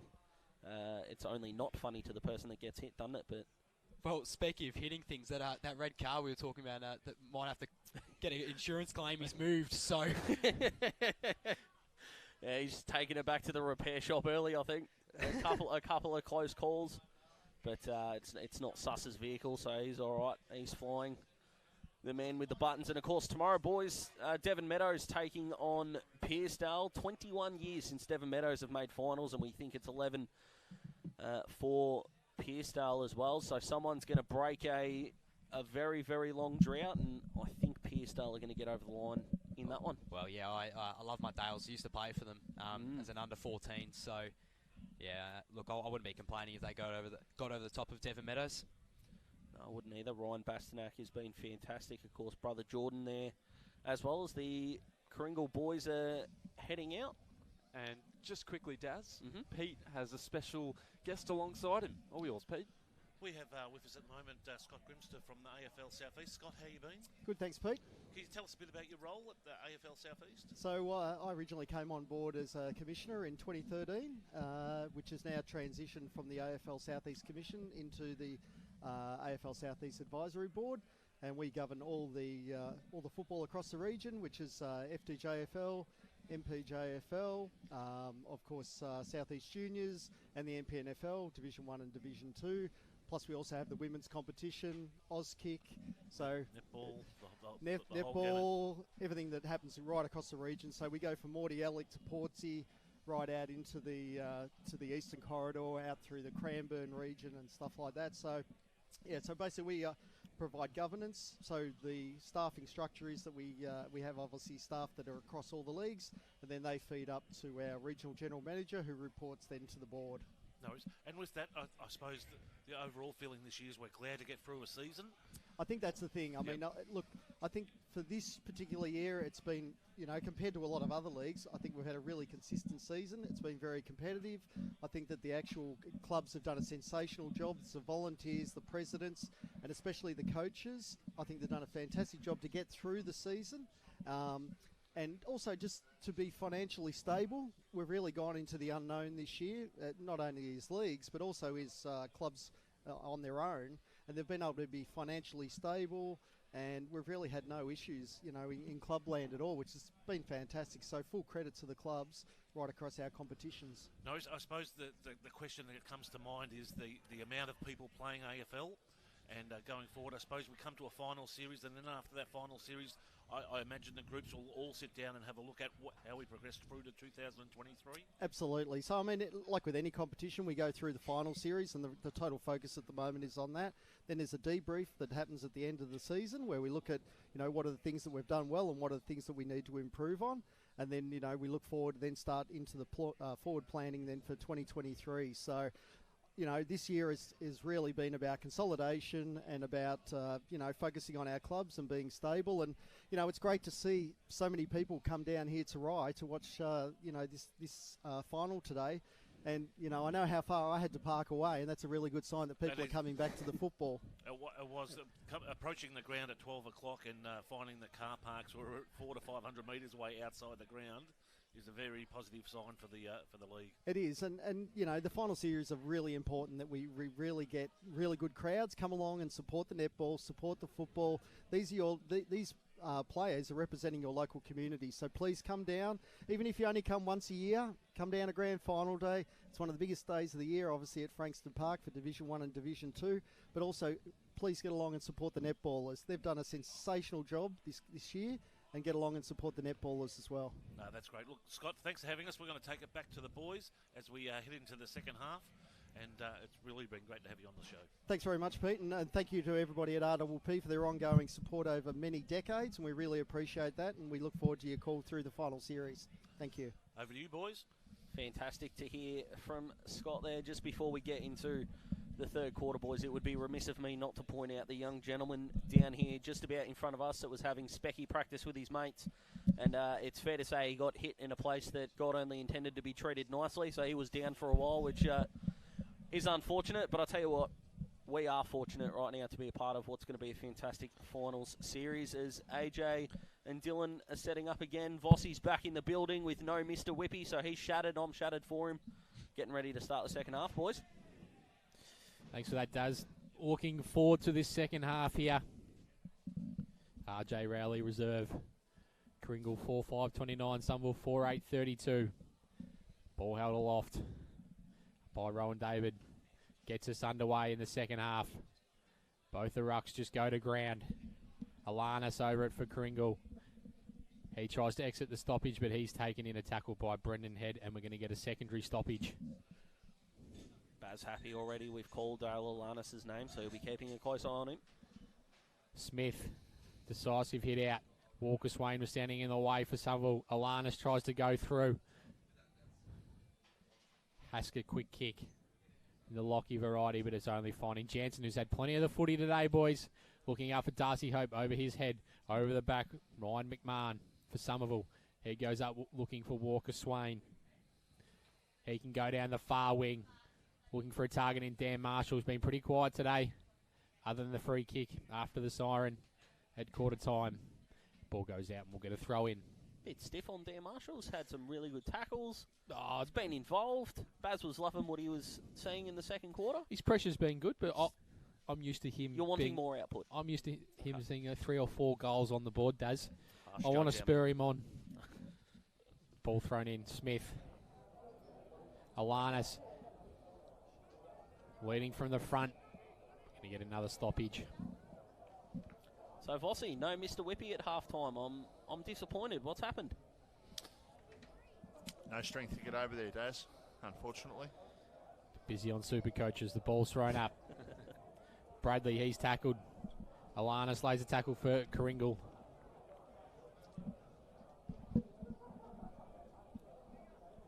So we've had plenty of stoppages to start the third quarter here.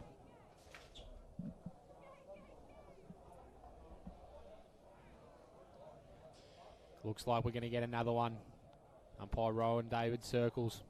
Boys, courtesy of Bendigo Bank, it's tightening up at Pierce Street. It is Bomb Beach 8-4-52, Dramana 7-9-51. Ball comes out the back. That man, Marshall, he tries to break through a tackle. He can't do. So, and we're going to get another throw in. And the Bombers up by 62 points against Rosebud. So, looks like second bottom and bottom's decided. Rosebud second bottom, Mpnfl bottom, and Frankston Bombers will finish 5th.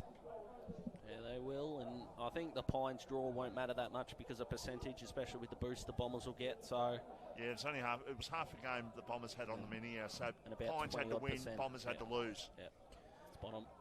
So you wouldn't believe it, boys. Once again, another stoppage. Up to about 7 already. Couple of players trying to run through. Just get something started for their team. Alanis is throwing his body around the footy to start this third quarter. And once again, we'll get another stoppage just outside. Well, Baz has only got 20 more Karingal players to tell to lift before they all do as a collective, because Darcy Hope, second quarter was fantastic. Alanis has started well here, so he'll make his way through, the great man. Absolutely. Karingal worked the ball up through the middle.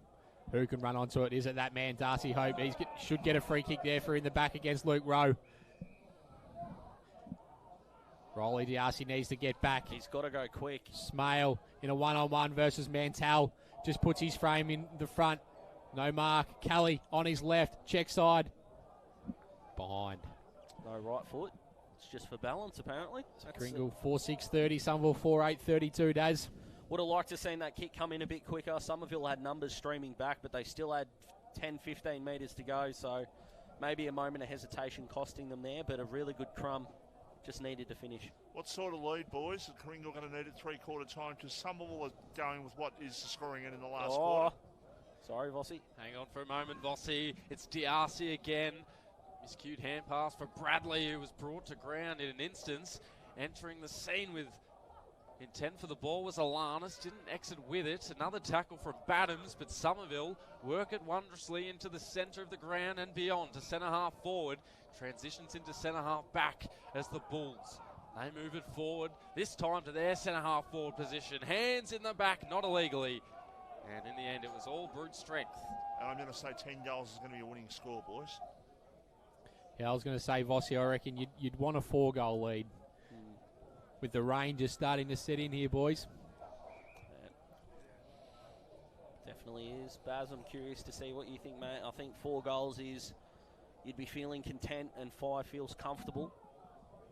Corey Badams. Especially with how efficient Somerville can be going forward.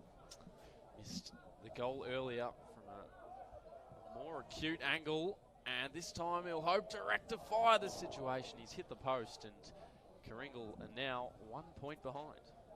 Although if the rain does come down a bit harder, Vossi, maybe a 2 to 3 goal advantage will be what they want. Goals are worth double in the rain, Vossi. It's an expression that you brought to the table when I jumped on RPP not too long ago, and I've run with it since. Can't allow the Bulls to attack the scoreboard early. And the Eagles, well, they're outnumbered in the pack. The hand pass from Bradley over the top was chopped off by the defence, and it's Luke Rowe to the wing. Again, the numbers with the Bulls. Hope almost cut off his teammate Seth Kelly.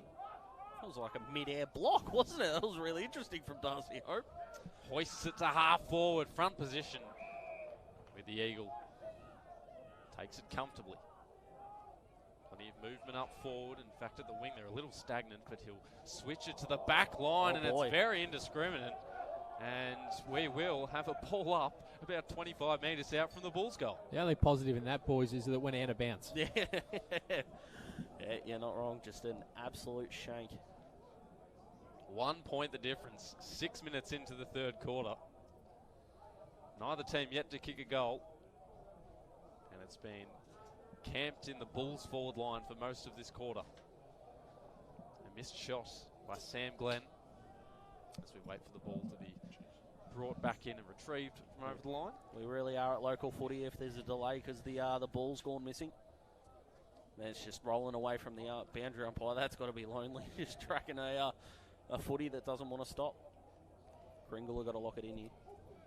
It'll be Smale and Brenton Head in the ruck. Head, who kicked that goal in the second quarter, needs to nullify his opponent here. In the end, it was the Rover that was cancelled out, and we'll have another ball up. 25 out from goal. Just joined us.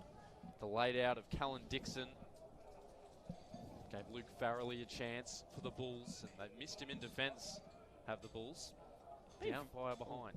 Sorry, boys. Been very quick to call ball ups, the stoppages.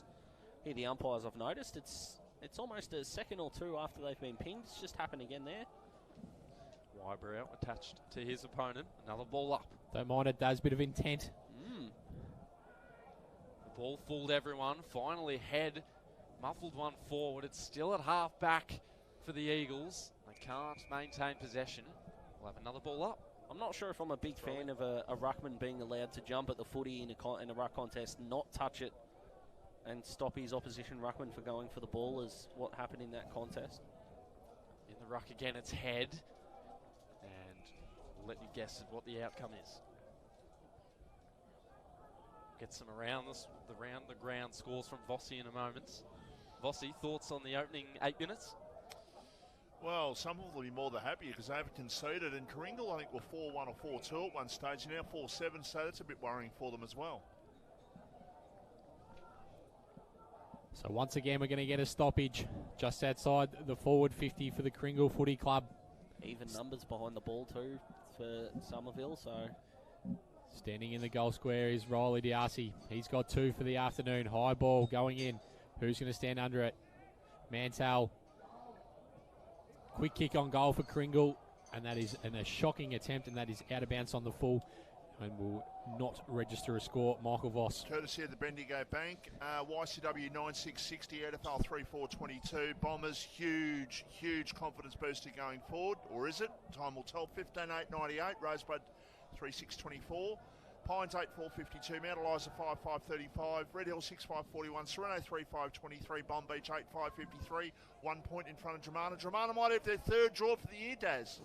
That would be extraordinary. So the ball just trickles out on the far side.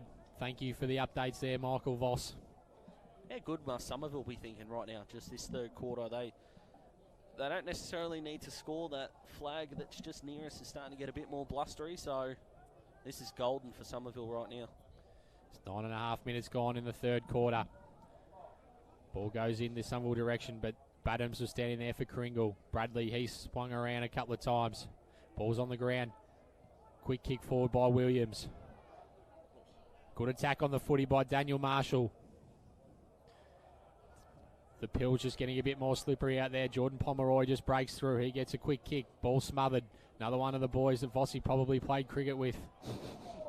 Big tackle coming from Karingal Footy Club. Darcy Hope.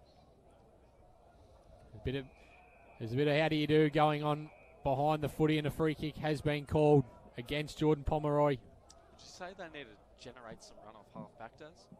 Yeah, I think so. If you're Karingal, if you're Somerville, you're all right because you're holding up well. They're doing a bit better than treading water. If you're Karingal, they've just got no handball game going at the moment. So everything right now playing into Somerville's hands. So far side, Karingal 4-7-31, Somerville 4-8-32. 10.5 minutes gone, third quarter. Ball thrown in. Head and Smith. Head getting the top tap out there. Just gone inside the forward 50 for Somerville, but once again we're going to get another stoppage. Pretty much the summary of this third quarter there, boys. Plenty of stoppages. Yeah, spot on. Quick 11 minutes. Umpire throws it up once again. Brewer. He goes by foot.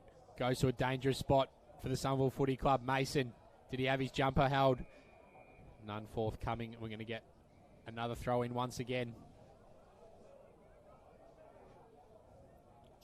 Has any insights? Well, if you're Karingal right now, you've got to wonder how many you're having at the stoppage and how many players you want behind the contest. Because if it's just going to be a contested scrap for the end of the game, then they're playing right into Somerville's hands. They have got to find a way to get numbers forward of the footy and to get overlap run. Because right now they've got none, and Somerville right now are loving how this quarter's turning out. And finally, players Here we go. Forward, but spread go. Absolutely, and he'll disperse out wide to the wing. A 2-on-2. Oh, guess who? Hope allowed his teammate to run onto it, but he just went past it, and then he was stripped of it. It was Lachlan Hind, who's kicked 2 goals today. Lachlan Haskett found an open man in Jake Haskett, his brother, who goes back to the hot spots. Unable to make it work is Sharp. He's also kicked one today. He taps it in front of himself, looking for a second. Breaks clear, runs into the open goal. And Somerville hold a 7-point lead. How good was that? Well, Lockie Haskett to his brother Jake there, and that was just a beautiful piece of individual work. That was outstanding, and does this make Karingal wake up? Who knows, but Somerville right now are in the box seat. That flag's just dropped out a bit, boys. It definitely has, and we finally got a goal at the right-hand side. Haven't seen one since, I think it was Daniel Marshall on the siren, wasn't it, at quarter time? So 9 goals kicked in the game, 3 to that end, 6 to this end. There you go. Thanks, Fossey. All right, Karingal, what have you got? You had momentum in the first quarter. You haven't had it since. You've got to get it back. So what are they going to do? They're going to answer Daz in the commentary box. Ball thrown up. Smith and Head. Head gets over the top of him. Haskett tries to go off the ground, probably kicking in danger. None forthcoming. Williams, he exits the stoppage. His kick hits the behind post on the full, and Karingal will be able to repel if they're smart. They'll get the ball movement going. You know, this is a real test for Karingal. I touched on it earlier. Last 6 weeks they've played the bottom 6 of the bottom 7 sides. They've won every game. They've got to the finals. They've got to second. But now they're up against a battle-hardened side in Somerville. Can they get the job done? Can they get to the double chance and potentially go the short route to the grand final? So Marshall, he just brushes off his opponent. He goes to the danger spot looking for Lockie Sharp, and he's standing up. He has stood up here, boys, in the last couple of minutes for Somerville, and he'll line up for his third of the afternoon. Could say he's been sharp, AJ. Thank you for that, Cuddles. What have you got for us, Chua? Surely you've got something a little bit smarter than that. Well, he's 19 goals on the season. Also gets 1.5 marks inside 50 a game. Sorry, and he's razor sharp at the forward line, you might say. Yeah. Well, hang on. Why do I get flack for it? This isn't all right. Sharp, in he comes. That kick is goes for goal, and he's got it. It's only a couple of goals, boys, but they're in trouble here, Karingal. They need something to change quickly. Of course, remembering that the winner of today's game plays Langwarren. The loser of this game will play the winner of tomorrow's game, Devon Meadows and Pearcedale. They're just moving with no intent, the Bulls. They're just kicking to packs. They're not trying. They're not taking enough time to go look for an open option. They've just been really slow and unentertaining footy from the Bulls. And even trying to get back to position, bit of lack of urgency as well. Danger signs. 5 goals in a row for the Eagles, and they'll hope to burst out of the middle again, and they may, although entering the scene was Glenn, and they'll diversify out to the wing, overrunning the football Hinds. And again, another tackle. 6-8-44 to 4-7-31. It was Karingal by 11 at quarter time, and since then, they've kicked 5 behinds, and Somerville have kicked 4 goals, 5. But here is their chance. Tracking back for the mark was Sam Glenn, but reading it better was Kane McKenzie. How good's this bloke been since quarter time? Outstanding. Wearing his opposing number like a glove. Great kick into the centre, and it's Harrison Paul. He'll try to invent something, and he does. Centre half forward. It's Lachlan Williams. He has numbers moving. Mason, one of them. He waited for the ball, and his Rovers just took it to the open goal. And so that is all mine. And Tom Beckett. Boys, Tom Beckett was standing all alone out on the far wing. They could have gone to him with the switch, but what they done, they went a bit more centralised. He went down the far side of the pack, and he snuck in. Not one Karingal player getting back to position is doing it with any kind of urgency at all. They're down at the moment, boys. Vossi talked about it earlier. I reckon he might be spot on. They're not used to this, and right now they need their leaders to stand up, starting with Dale Alanis, as Baz mentioned earlier. Oh, the donk. They need the donk in the game, you reckon, Daz? Yeah, absolutely. Bit hard when he's walking the boundary line, boys, for the moment. Well, they trailed. There's more than one leader in a footy club, and right now they need plenty of them. They trailed by 25 points at quarter time the last time these two sides met, and right now it's 19. Ball's back in the middle. Once again, we're going to get another stoppage, the flavour of the third quarter. But, you know, it's all well and good beating up on the bottom sides, but when you get up against these top sides and you haven't done it for a while, it's a different kettle of fish at times.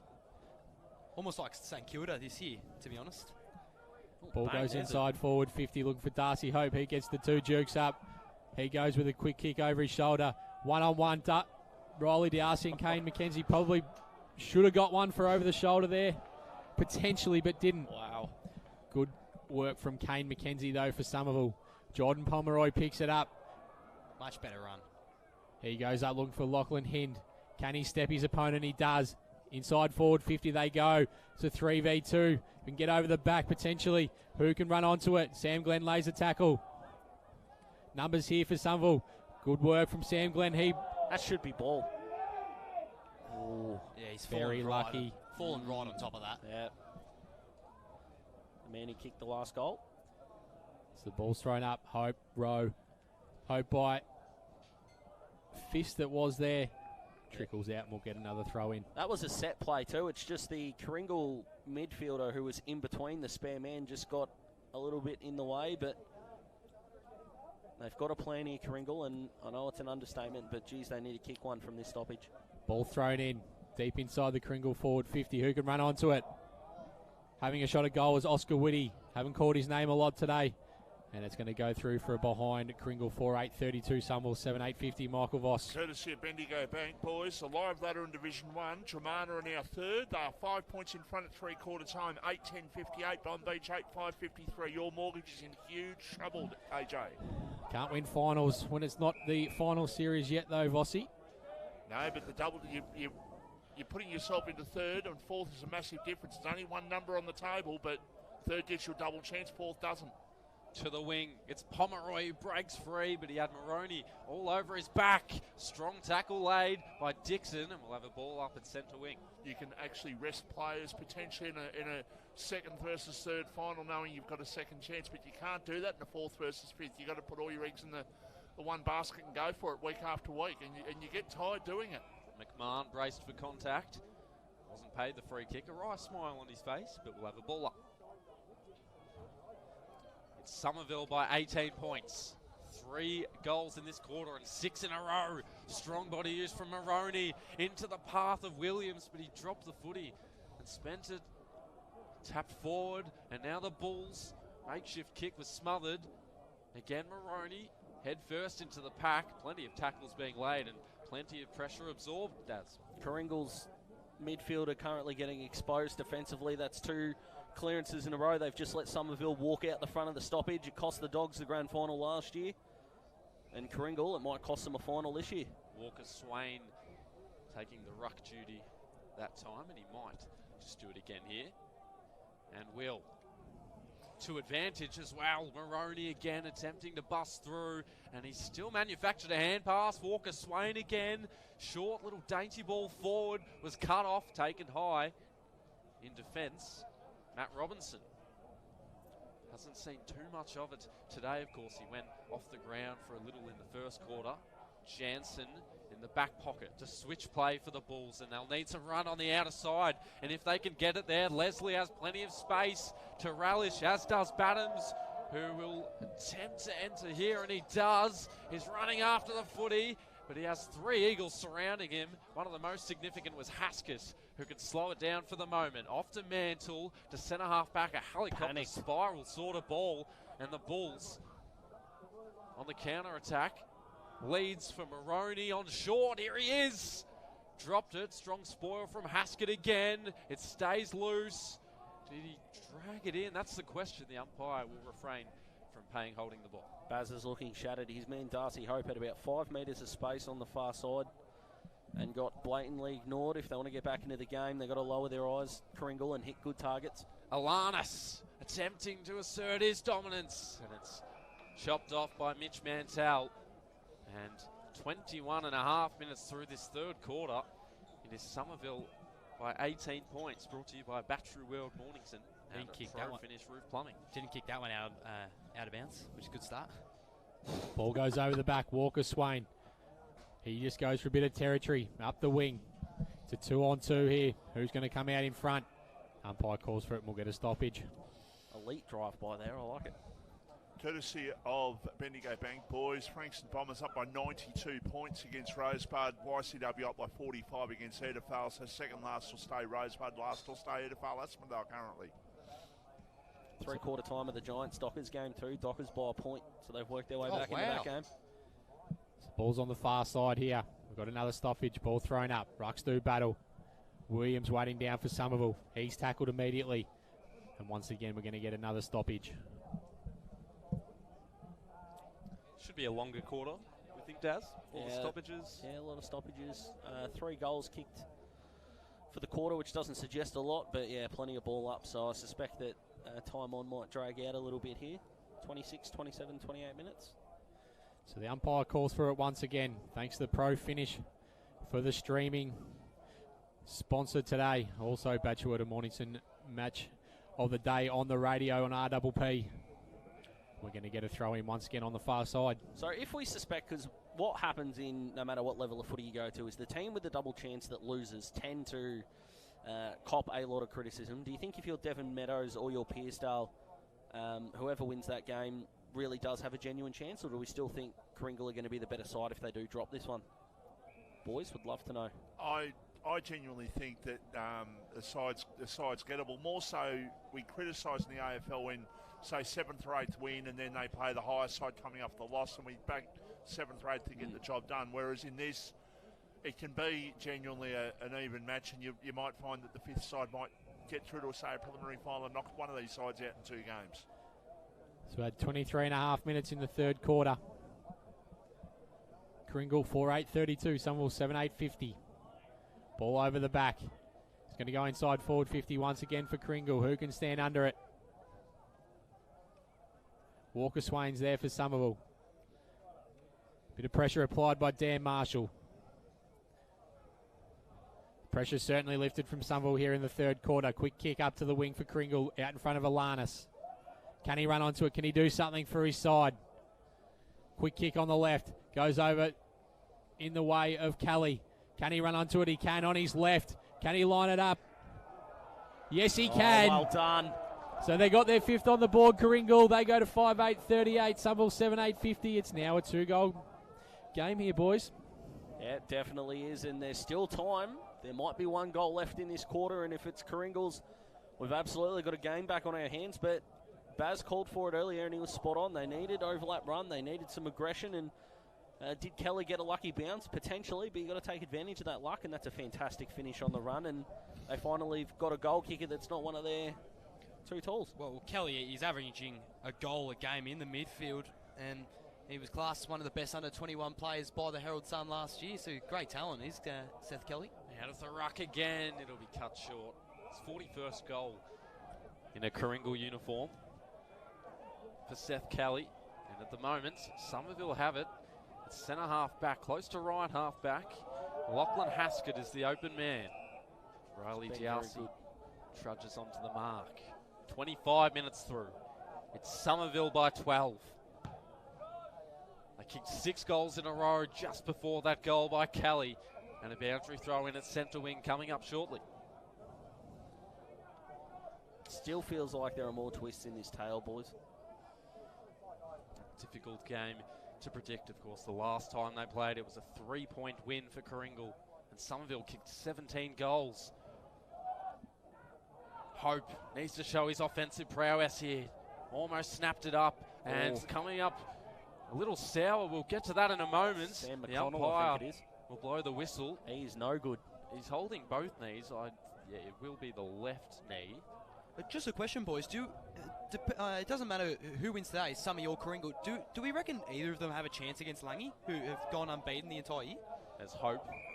Oh, look, everyone's got a chance, but Somerville's a side that's got within 1 goal of them in the second time they played at Langwarrin, but genuinely, no. So I can't remember the exact margin, but Karingal went down by a fair bit to Langwarrin as well. Yeah, they definitely did. Oh, look at that out of the air. If it stays in bounds, it'll be a perfect kick. Unfortunately, slightly over. You tell that you be honest, and people say you're being too honest and you're giving Langwarrin too much credit. You don't be honest, and people saying you're lying or whatever. But I'll put it on the cards. I don't think Langwarrin can be touched. The only thing that could potentially hazard them is the fact they didn't play last week with the abandonment of their game. They're not playing this week. That's the only thing that potentially could derail them. Well, it was Lightning last week that stopped the Yabbies game, wasn't it? Yeah.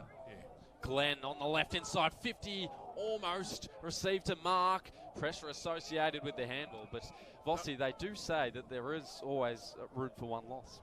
And especially considering they haven't lost all season, but they were actually in the centre ready to go, and the Lightning started last week. Yeah. Well, my nan's a gatekeeper down for Tybe, and she was telling me about that. So Siren sounds. It's 27 minutes into the third quarter. Plenty of stoppages. 3 goals for Somerville, and Karingal able to answer with their 1 goal. But at 3-quarter time, it is a 12-point lead at RJ Rowley Reserve. 3 chapters down. 1 final chapter to be written. Both seasons on the line, at least, with the second chance. Some of their season on the line, but it's 7-8-50 to 5-8-38. Brought to you by Tackle Your Feelings, of course. The Mental Health Initiative. We'll take a quick break and we'll see what this last quarter has in store for us. Stay with us. RPP in the afternoon. Dreaming of a cold beer poured straight from the tap? Tar Barrel Brewery and Distillery, located on Watt Road in Mornington, is open Wednesday to Sunday. offering craft beers and spirits produced on site, with local wines and cocktails also available. Come down and enjoy one of their famous wood-fired pizzas in the beer garden. A local taste experience. Tar Barrel Brewery and Distillery, the spirit of local. tarbarrel.com.au, a station sponsor. At SJS Accounting Strategies in Mornington, our mission is a simple one: to make running your business easier. To get money-related challenges out of the way so you can focus on growing your business. It doesn't matter which business sector you're from, our commitment to helping you grow will be exactly the same. Why? Because our team loves helping businesses achieve their goals. Contact SJS Accounting on 5975 0488 or visit www.sjsaccountingstrategies.com.au. A station sponsor.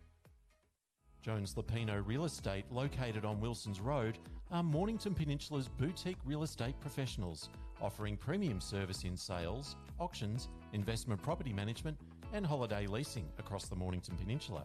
Contact Jones Lapino for the very best in client experience on 5975 5593 or visit joneslapino.com.au, a station sponsor. More and more people with a taste for quality are shopping at Eliza Meats. Kevin and his lean team pride themselves on the finest cuts, from juicy steaks and roasts to high-grade mince and sausages. And Eliza Meats are the gourmet specialists. Inquire about Eliza Meats Spit Hire. Phone 9787 4473 for a mouth-watering meal fit for a king. It's all at Eliza Meats. See our sponsor Kevin at Eliza Meats, 112B Mount Eliza Way, a station sponsor. You're listening to 987 RPP FM. Welcome back to RJ Rowley Reserve here in Rye. It's a pleasure to have you company. Fingers crossed you've been enjoying the game. We definitely have, and there are still twists to this tale. It looks 7-8-50. That's Somerville. Karingal 5-8-38. And of course, tomorrow you can join us from Chelsea for Devon Meadows v Pearcedale. A combined 32 years since those two teams have played finals. 21, of course, for Devon Meadows, 11 for Pearcedale. So a drought will be broken in that elimination final. Baz is alongside of me, as per usual, the man with the stats. But we're going down the observational path, mate. And Karingal have got all the work to do in this last quarter. Yeah, and the main guy you're going to be looking for there is Diarcy. We were talking off air that Mackenzie, he's probably been just about the best player on ground.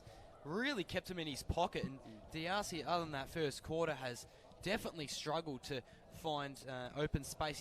To be fair, I think he may have had a couple of free kicks that should have been paid to him that weren't, but all credit to Mackenzie. Diarcy is going to need to have a big last quarter if the Bulls come back into this game. And considering he had 25 touches, 13 marks, of which 6 were contested, and 7 goals too, it's been a fantastic performance. Vossi, I'll come to you for some scores as well as some Div1 games that we should be looking forward to next week. Yeah, Division 1, YCW up by 44 points against Cedarvale Aspendale. So the Stonecats just tuning up nicely for the finals. Bombers by 98 points over Rosebud. Pines by 20 points over Mount Eliza. Red Hill by 25 over Sorrento. And Bomb Beach have kicked 4 goals in the last quarter to 0. They lead by 18 points. And we'd be about halfway through the last quarter in that game, and if that stays the same, it'll be YCW with the week off. It'll be Mount Eliza versus Bomb Beach. It'll be Frankston Bombers versus Dramana in the other elimination final next week. But still plenty of football to be played, and only 3 goals in it. You never know, but this game, boys, that goal that Karingal got's huge, and Wiggy's just keeping their boys in the huddle just that little bit longer as he did at quarter time, and first goal just absolutely huge in this last quarter, isn't it? Yeah, it absolutely is. And Baz put it on Dale Alanis in that second quarter, who had an improved third quarter but still needs to take over this game. And Sam Glenn as well is a man that I'm going to highlight as well. He had 33 last week, and if he has had big numbers, they haven't been to the high impact and the high quality that we know. Somerville still in their huddle as we welcome back Dill and AJ. The umpires are even blowing their whistle. I think they're wanting Somerville to hurry up, and I think this is going to be a speech based on emotion rather than footy skill, considering that some have had the families a big part of their day as we welcome back AJ and Dylan. Thanks, Daz.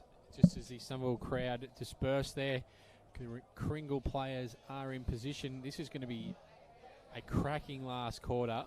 The wind has certainly died down, so we saw a lot more scoring opportunities down towards I would say the ocean end on the radio dial. And I'll tell you what, I think Riley Tiasi will stand up and kick a couple of goals in this quarter, and it'll certainly change the game. I think he needs to play a bit deeper. He needs to be that one-out target and actually take Kane McKenzie away from getting that run and jump at times. The old Pagans paddock, North Melbourne style with Wayne Carey famously. I like it. Darcy Hope has been playing up the ground a little bit. We were mentioning off air. It was 3-1 in that third quarter. To Somerville 2 for Lachlan Sharp. Tom Beckett on the board and Seth Kelly for Karingal on the left. We are all set. One final quarter in the opening qualifying final. It's Somerville 7-8-50 against Karingal 5-8-38, and Somerville win the tap immediately out the centre and holding on to the tackle. The umpire let it play. A clearance from Ryan McMahon up to half forward. A big crash. Ball stayed alive. It was brought back in and he'll be penalised. It's a good decision. The question that I ask myself is, why is it only starting to be paid now? But it is the correct call, and this is a big kick. The flag that's right near us, it's blustering a little bit, but I'm not sure how much of an aid it's going to be. Joe Caskett's usually a very good user of the ball, boys, and this is a test distance-wise, but he's capable of kicking this. Traditionally, the good ball users might struggle from set shots, but we'll see. 12 points up, looking to wheel his side over the line in a final. It won't go the journey, and probably better off than a behind. We'll have a throw-in just outside their goal face. And just following on with Jake Haskett there, he's only been playing senior footy for about 3 years, but has blossomed into a wonderful player, averaging 25 on 70%. Big set of knuckles by the Bulls defence. And they clear the zone, but it'll be on its way back. Jesse Walker-Swain seems to be confidence infused from about 50 out. 2-on-1 in favour of Karingal, and they couldn't bring the ball to ground. That's pretty poor. Coming out of 50, I know it was a rush kick, but you got to be better than that. Final on the line, double chance or not. You got to do the right things more often, and they'll get over the line, but not like that. Would require a massive strike, and he's got some purchase on it. Fading right again. Plenty of claims and jumps being made, but at the bottom, almost taken high. Marshall still swirling around, and then dumped into the ground was Lachlan Sharp, who's been the leading goal scorer today with 3 against his name. Big moment here for Karingal. 2 minutes into this last quarter. Marshall restrained, tried to keep it moving, went out of bounds, and we'll have another boundary throw in. Perfect result for Karingal would be to somehow rush it behind without being pinged for deliberate, so they can set up and rebound as efficiently as they can. Somerville locking it in is just perfect, whether they score or not. Winning the ruck tap was Sedgwick. A floating ball up in the air, and it's marked by Joshua McMahon. The name has been said frequently today, whether or not it's Joshua or Ryan. Are you calling it, Vossi, if this goes through? This will make it 3 goals, so they'll need 4 to win it, Karingal. No, Daz, I'm not. No, okay. Sets the tempo for the whole side. He had 9 1%ers last week against Rye on this ground. And at the moment, he's hoping to get his side through another week in season 2022. And Somerville lead at 8-8-56 to 5-8-38. Everyone getting to him as well. I'm not sure if it's they're pumped up or it might be his first for the year. I'm not sure. But a really passionate response from the Somerville players, and they know that they've only got to do a couple of more things right, and they'll be going through to play Langwarrin for a grand final spot. Further to your point, though, Daz, it does make it difficult for them. Not impossible, but does make it very difficult. Great goal there for Somerville. Ball thrown out once again in the middle. Badams for Karingal, he's over it. He lays a tackle. Ball comes out. Not going anywhere. Umpire calls for it.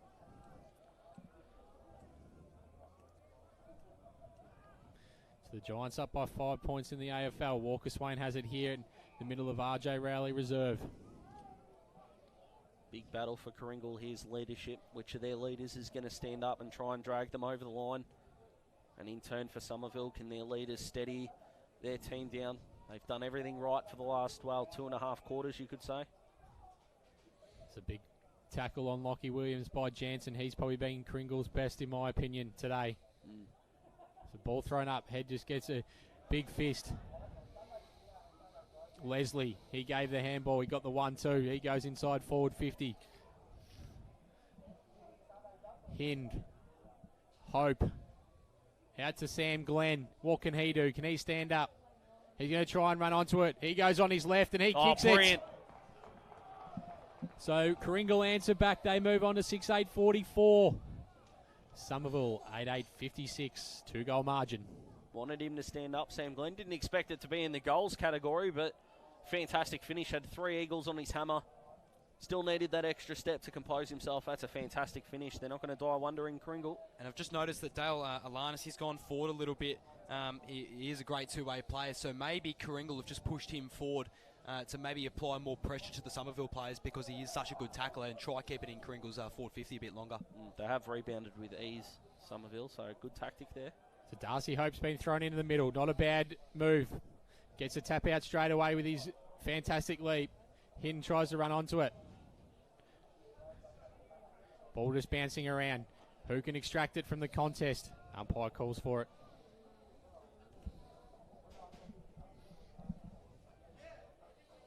So the ball's thrown up.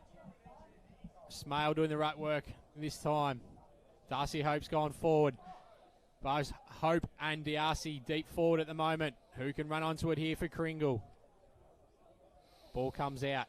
Haskett. He's driven into the ground by Bradley. Umpire calls for it, and we've got a Somerville player down the far side. When he gets up, we'll see who it is. But they're one down here at the moment, Somerville. Ball's inside the forward 50 for Karingal. Once again, we'll get another stoppage. Slowly up on his feet. Mentioned his name before, Josh Bradley. He's also going to be a guy that's really important for this fourth quarter when down forward for the Bulls. He's ranked elite for tackles by Premier Data. Sam McDonnell is the player. He's not going to come off again. And Alanis as well.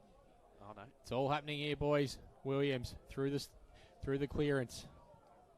Ball over the back. Hope goes by hand. Robinson. He drives it inside forward 50. Who's going to stand up? Alanis was in the middle of the pack there. The ball comes out to McDonnell for Somerville. He goes longer looking for Sedgwick. Can't take the mark. Pomeroy. He butters up. Goes by hand. Dixon.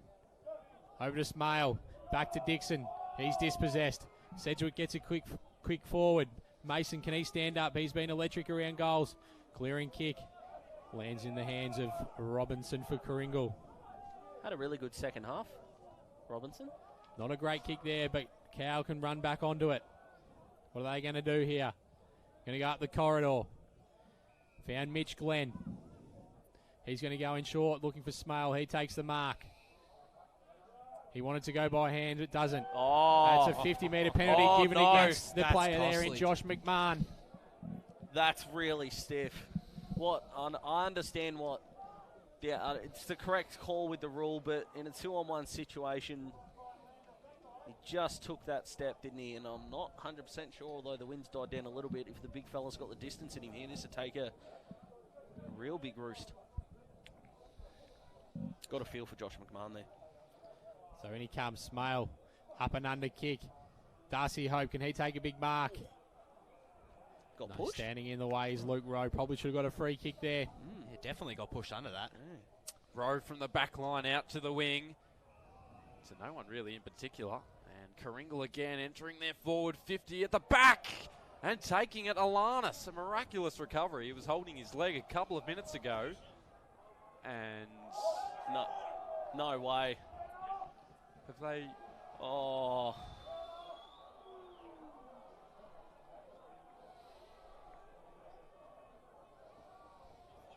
What's the call? Have they reversed? It's reversed, yeah, 100% it is. I think he's yellow card. Riley D'Arcy. That's a major loss. Can't understate. Dale Alanis was lining up for goal. At least he thought he was. Imagine being the coaching staff. Why would you want to coach footy if you're having that done to you? My goodness me. What did the DRC actually do? Oh, I didn't say it. So hostilities resume in the back line for the Eagles. What could have been a 6-point game is now 12 again, and it's their ball at the wing. And now it'll be neutral. We'll have a ball up centre wing, far side. I just want to point out the importance of this clearance for Karingal, though. This is dangerous for Somerville. They love the contested footy, as I mentioned before. A clearance is huge here for Karingal. Nearly 10 minutes into this final quarter, and Somerville just trying to chisel it forward. Another scrap. Ball unable to be extricated, and we'll have a ball up on the wing, and tension's beginning to flare again. Well, if you're Somerville, it plays into your hands as long as you don't give the free kick away. Exactly right. Can't have another player sent off. Can the Bulls? Go And on. run down in the tackle. Oh, and gave him a little bit too. They don't need two reversals. Just in the centre of the ground, and now in the middle of RJ Rowley reserve to pump the Bulls back in again. Waiting for it, but misreading it. Seth Kelly, who's got the 1 goal to his name, wrapped up in the tackle was Hope. And it's centre half forward. The ball up. Just getting a message in, and it looks like he actually clean headbutted him. Oh, wow. So he will be in strife for the remaining finals. Yep, for 100%. Front position with Marshall, trying to tap it onto himself, trying to get his side over the line. Flicked it up to a teammate nearby, riding shotgun. And if it potentially he's reported and he takes 2 weeks, he can't play. Excuse me, he can't play to a grand final if, in fact, they get there. There's bodies flying everywhere, Vossi. You'd think after the first Karingal defender falls over, the second one would just wait and see, but no, went tumbling after them. Interesting decision. 11 minutes through as we keep an eye on DRC on the bench, but visibly annoyed and frustrated, but it's his own decision. And at the moment, the Bulls at centre half back with a penetrating ball to the wing. Hope couldn't reach it. The defence bolstered with all the numbers. It's a hazardous sort of kick. Even numbers at half-back. Delaying the give up forward and then putting it out to the wing to open space, allowing Haskett to run onto it. And, oh, jeez, he was slammed into. Oh, I'm not sure if... I know that was taken a tough, hard contest, but... Yeah, it looks like he dropped to his knees yeah, there, he dropped himself. I think he did. And So either way, Somerville have got the free kick here. And, oh no, this is unravelling for Karingal. The 50-metre penalty. And another one. Oh, what is going on? If they would pay an extraordinary amount of money to have a timeout right now. Karingal, this is extraordinary. They've taken the gas here, boys. They are in all sorts of trouble at the moment. This is an outright meltdown. Riley DRC's the free kick was on the half-forward flank for Karingal. They're lining up for goal, 30 out. So Lockie Haskett here. He's going to line up for Somerville's 9th goal of the afternoon. This ends it. I'm calling it. Puts this through, it's over. So in he comes. Watch the Somerville players get around him here.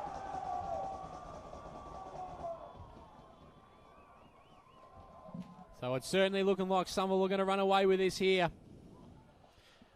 A few things that's going to transpire during the week for the Karingal Footy Club.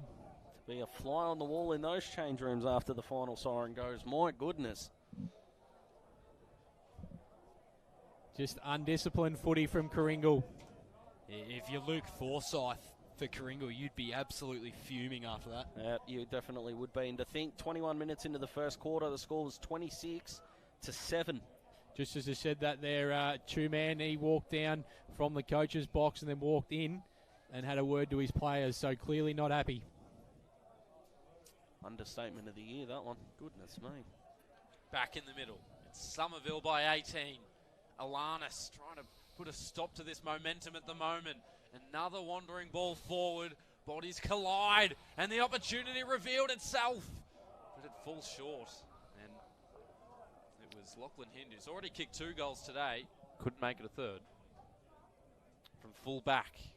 Rowe, versatile player, out to the wing, rising for the spoils. The ball defender interchanging through her hands. They slap it forward to no avail as of yet, but it's still alive. And diving on it. We'll go over to Vossi for Around the Ground Scores, brought to you by Better Go Back. The games are mostly over. The closest games are the Pines Mount Eliza game. That's 21 points in favour of Pines. Bomb Beach up by 35 points. In fact, they've won by 35 points against Cremana, so Bomb Beach will finish third, and we'll play Mount Eliza next week. Red Hill play Sorrento today. Red Hill up by 26 points. The other two games, YCW up by more than 10 goals. Bombers up by 117 points. This is just all unravelling here, boys. Another 50-metre penalty against Karingal. Walker Swain kicks that forward. It's been very good, Walker Swain. Interesting to see if he does receive the set shot. I think it's a boundary throw-in. Does the best on ground discussion change a little bit with Riley D'Arcy coming off? So Kane McKenzie probably not going to get the... It's dribbling towards goal and it's missed. Sorry, boys.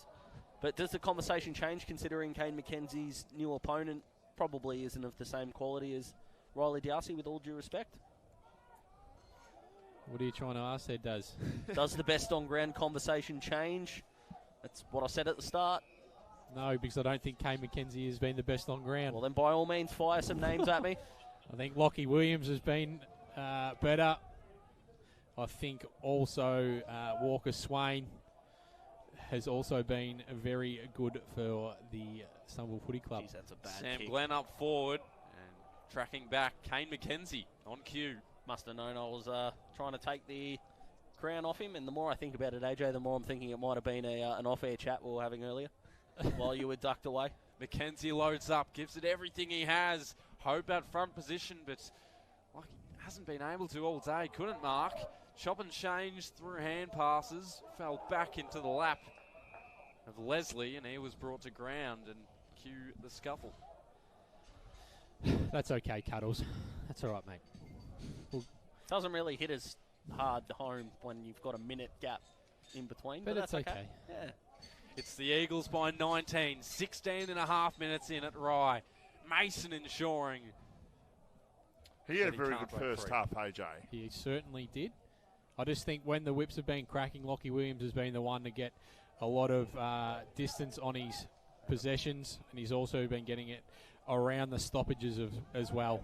Another free kick for Sam McDonald, who's been beaten up, fallen to ground twice today. We thought it was an injury, but he's back up on his feet and he's hitting opponent or his teammate in Jake Haskett. Lace out, who centres it to centre half forward. Sedgwick obstructed, but it didn't matter because there were teammates everywhere. There's one on the goal line who might rush it through. And Somerville are out in raptures. Here at Rye, they lead it by 25 points in the opening qualifying final. Yep, she's all over. Who's here, Vossi? Knock, knock. She's arriving, I'm telling you. She's here. The fat lady has definitely arrived here. Somerville are home, boys. And it was William Shields with the final remark. To think that I said Somerville, they've got 10 goals on the board. 10 will be a winning score, but Karingal had 4 in the first quarter. They've scored 2 for the rest of the game. Their much vaunted forward line has been thwarted, boys. Absolutely. As the ball goes inside, forward 54, Karingal standing there is Darcy Hope taking a great mark, and he needs to go back and line up and put this one through the big sticks. Surely he celebrates by pointing to Baz in the commentary box. He's stuck with him all day. No, we do know, Sus. Is there still hope? Oh, no. Geez, got under that. And that it still hasn't made the distance. That has come down with rain, boys. And it's gone through for a behind for the Karingal Footy Club. It's amazing, isn't it? Like 6-7 weeks ago, Brad Wiggy came from the coach of Somerville. He announces he's going to be leaving at the end of the season. And all of a sudden, he's one game away from being in a grand final. After today, of course. When you look at it as well, as the balls come up to the wing here for Somerville, running back onto the footy is Leslie. Quick kick by Whitty. Looking up there for Hope. He lays a tackle out to Alanis. Quick kick forward, but it's a 2v1 situation here. And standing in the hole was Mantell. He goes out wide. He's found Jay Casket, who's got an absolute paddock. He can go in looking for Ben Sedgwick. Mark not taken. Now Karingal on the rebound. They go by hand via Mitch Glenn. Badams. It's about a 1v4 at the moment. Standing there is Kane McKenzie, and he takes the mark. He just needs to just calm it down there, boys. Just slow it down. He does, and Karingal, strange option there. We've heard of the triangle offense in the NBA. They've got the Swiss cheese defense full of holes there, boys. I'll tell you who's had a really good game for Karingal, and he had a bit of a shaky start, but Lachlan Cow has been sensational on Ben Sedgwick. Yeah, he's been very good. Ducking underneath and then dishing off to a teammate. As a Bull midfielder, they just can't bottle up the possession, and another stoppage will ensue. And ticking into time on, it is the Eagles by 24 points. 8 goals to 2 since quarter time.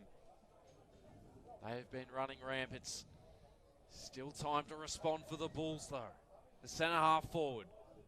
Well-weighted ball, but the defence will make a quick getaway out to the wing. A lead being presented, and we let it bounce in front of him. Had to wait at the mercy of it, and then taken down to ground was Jesse Walker-Swain. Well played by Pomeroy. Kept it in, had an overlapping teammate. Got the kick away, but not to good effect. And Harrison Paul, he'll size them up. Heave it to full forward, a one-on-one over the back for Marshall, but he still has a chance to get onto it. Flips it back into play. Toe pokes it to a teammate who centres it, but there's no one home. And Matt Robinson will take the mark. So Robinson has it in the back pocket here for Karingal. They need to get the scoring going quickly. Leslie. It's been good. The problem for Karingal is that they have had some good players on the park. Unfortunately, they just haven't been their best players. It just really hasn't been Karingal's day, has it? Losing Cal Dixon a couple of minutes before the first bounce. Then trying to play a player that probably would have tipped them over the points situation, then having to get another one. So it's been pretty chaotic as the umpire throws the ball up.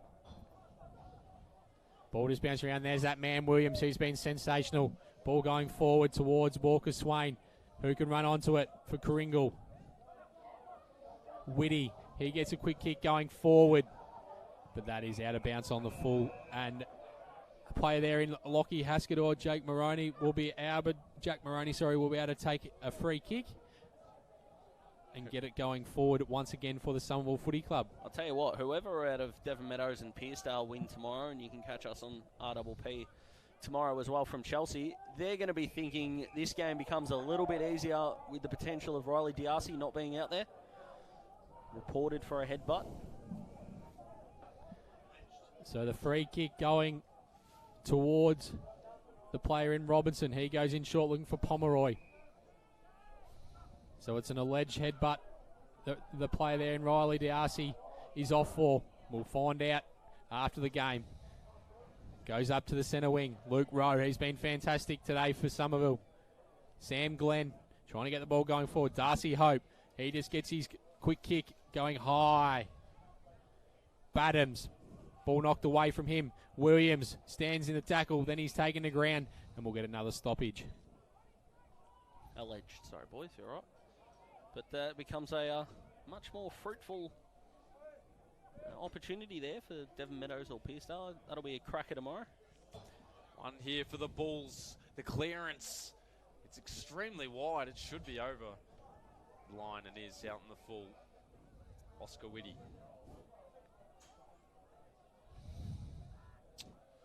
And at full back, the Eagles in defence. They've been stupendous all day. They'll kick a cross goal, which they're not usually advised to do. At the moment, Luke Rowe had it all under control. And on the other side, if he looks, he has plenty of options. One of Mason, one of Brendan Head, who's also kicked a goal. They get some protection from their teammates. And that's a dangerous kick as well to the wing, and it's chopped off.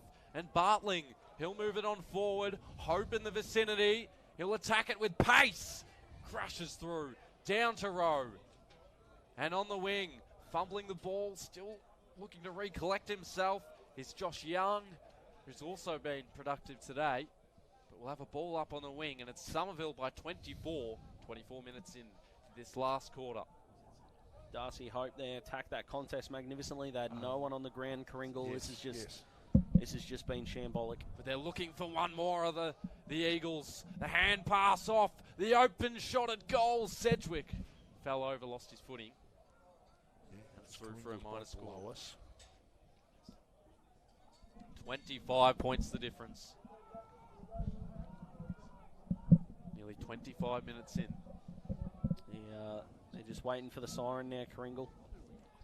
Cow from full back.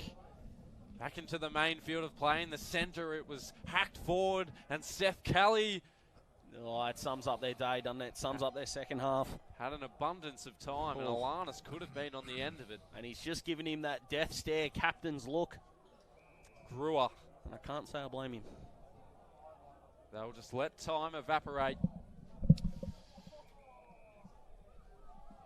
And Somerville, with 8 goals since the opening quarter, leaded by 25. High ball up in the air as a result of the defender's fist. Finally over the line. And they've done all this today without their premier big man in Tom Roberts. Potentially, maybe back next week from VFL duties. Collingwood's VFL team are going to make finals, it looks like, Rossi, so maybe we'll keep an eye on that. He was best on last week, Tom Roberts, against Rye. Unable to break free. William Shields, who kicked the previous goal for Somerville. It's been a while since that goal. And Karingal have attacked.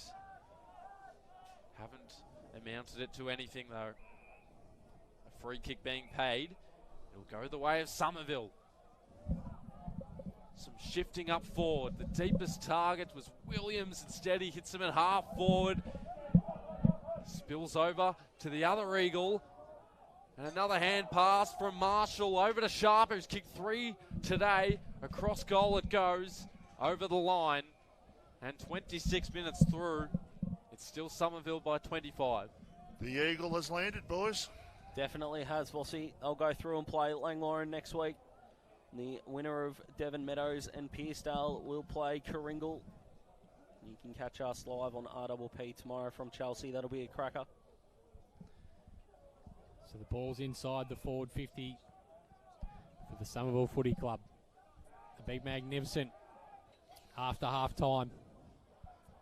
Lockie Sharp was doing the ruck work there. Sam Glenn gets a kick going forward, but standing there is Kane McKenzie, and he takes another mark.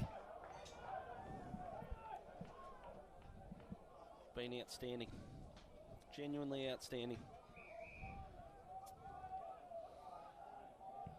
There he goes with an absolute mung punt. And taking the mark there is Christian Matthews for Karingal. Come on, Kane. Talk you up, son. So Karingal can't just be stagnant with their ball movement here. They need to at least get some momentum going forward. And we're going to get a throw in on the far side. Question is, will it be a tumultuous week for the Bulls with potentially a report on Riley D'Arcy? They have to rebound. What do you think, Vossi? Well, he's facing a charge that doesn't exactly get you off potentially lightly. So it's going to be interesting to see how they go about it, whether or not he will be playing next week. So it's a massive week for them. The safe result would be 2, wouldn't it? If Karingal don't make it, then the league is safe in that regard, and if they do make it to a granny, he can still play. So if he does get suspended, I'd watch for a 2-weeker, a fortnight off. Ball up at centre wing. All credit to Somerville. This has been, apart from the first 10 minutes, but once they work their way into the contest, they've been the better side by so far. It's not funny. 28 minutes into this last quarter, and off the runway, Leslie. It's a half forward, slapped back in. Nice invention by Hope, who hasn't kicked a goal as of yet. To full forward they go. Top of the goal square, numbers with the Eagles. Strong body use. Bit of miscommunication on the hand pass. And it'll fall back into the pack. And there is the siren. And Somerville, the Eagles, will continue to soar closer to September. 10-10-70 to 6-9-45. And what a performance it was, AJ.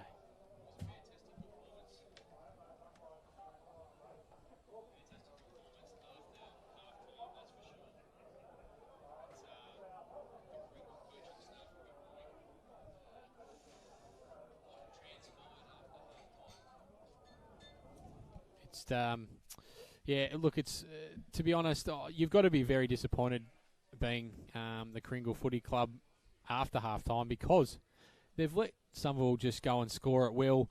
They were undisciplined. We saw them give away a 100-metre penalty. They just didn't stand up when the fight was there, boys. And I'll tell you what, it's going to be an interesting week because there's a big thing that's going to happen, and it's around Riley D'Arcy. The talk will be, what will he get if potentially he does face a suspension. So, look, for mine, Lockie Williams, I think he was fantastic today for Somerville. I thought he really got the ball going forward after half-time. His stoppage work was just amazing. And I think for mine, best on ground. But, Kay McKenzie really worked his way into it after quarter time. I thought he was beaten early, but he just did his role. And what he did was he was able to be the loose man at times, but he was also really good in the one-on-one contest against either Darcy Hope or Riley D'Arcy. So, look, a lot to learn from this game for Karingal, but Somerville, fantastic effort. If we're talking best on ground, I'm going to have to go Kay McKenzie. He's 3 quarters after the quarter time where he was probably owned a bit by D'Arcy. How he controlled the tempo of how Karingal moved through their forward line after that was simply brilliant, and he is one of the key factors to why Somerville are now going to go on and they're going to play Langwarrin next week and try get a spot in the grand final. But after quarter time, the Bulls just I don't even know what to call it. They just seemed unenthused. The lack of smooth ball movement was really poor. Didn't look to give it off by hands much. We're just kicking it down the line a lot and turning it over quite a fair bit. And Somerville just pounced on their opportunities and were able to score really efficiently, which they do so often. You can just see it on the face of Luke Forsyth there. He's just having a think to himself that that's a game that they've really given away because they looked fantastic in that first quarter. They were clearly the dominant side. But after sort of quarter time, they just stopped running. Yeah, sure did. I think the only one that was really fluid with their movement up and down the field was Darcy Hopedale. Yeah, absolutely. And they were out for retribution, weren't they, Somerville? As we mentioned, 17 goals in their previous meeting. Fell short by 3 points. Well, it's been a great coverage, guys. We're going to have to wrap it up here. It's been fantastic working with you both. I'll tell you what, Chu, man, you've been fantastic there with the stats. I reckon you've got a long future in the stats game there. Thank you, AJ. Dylan, it's been good calling the footy with you, mate. But I'll tell you what, in the end, Somerville far too good for the Karingal Footy Club. They will meet Langwarrin next week. And looking forward to tomorrow's game with the Devon Meadows Football Club up against the Pearsdale Footy Club.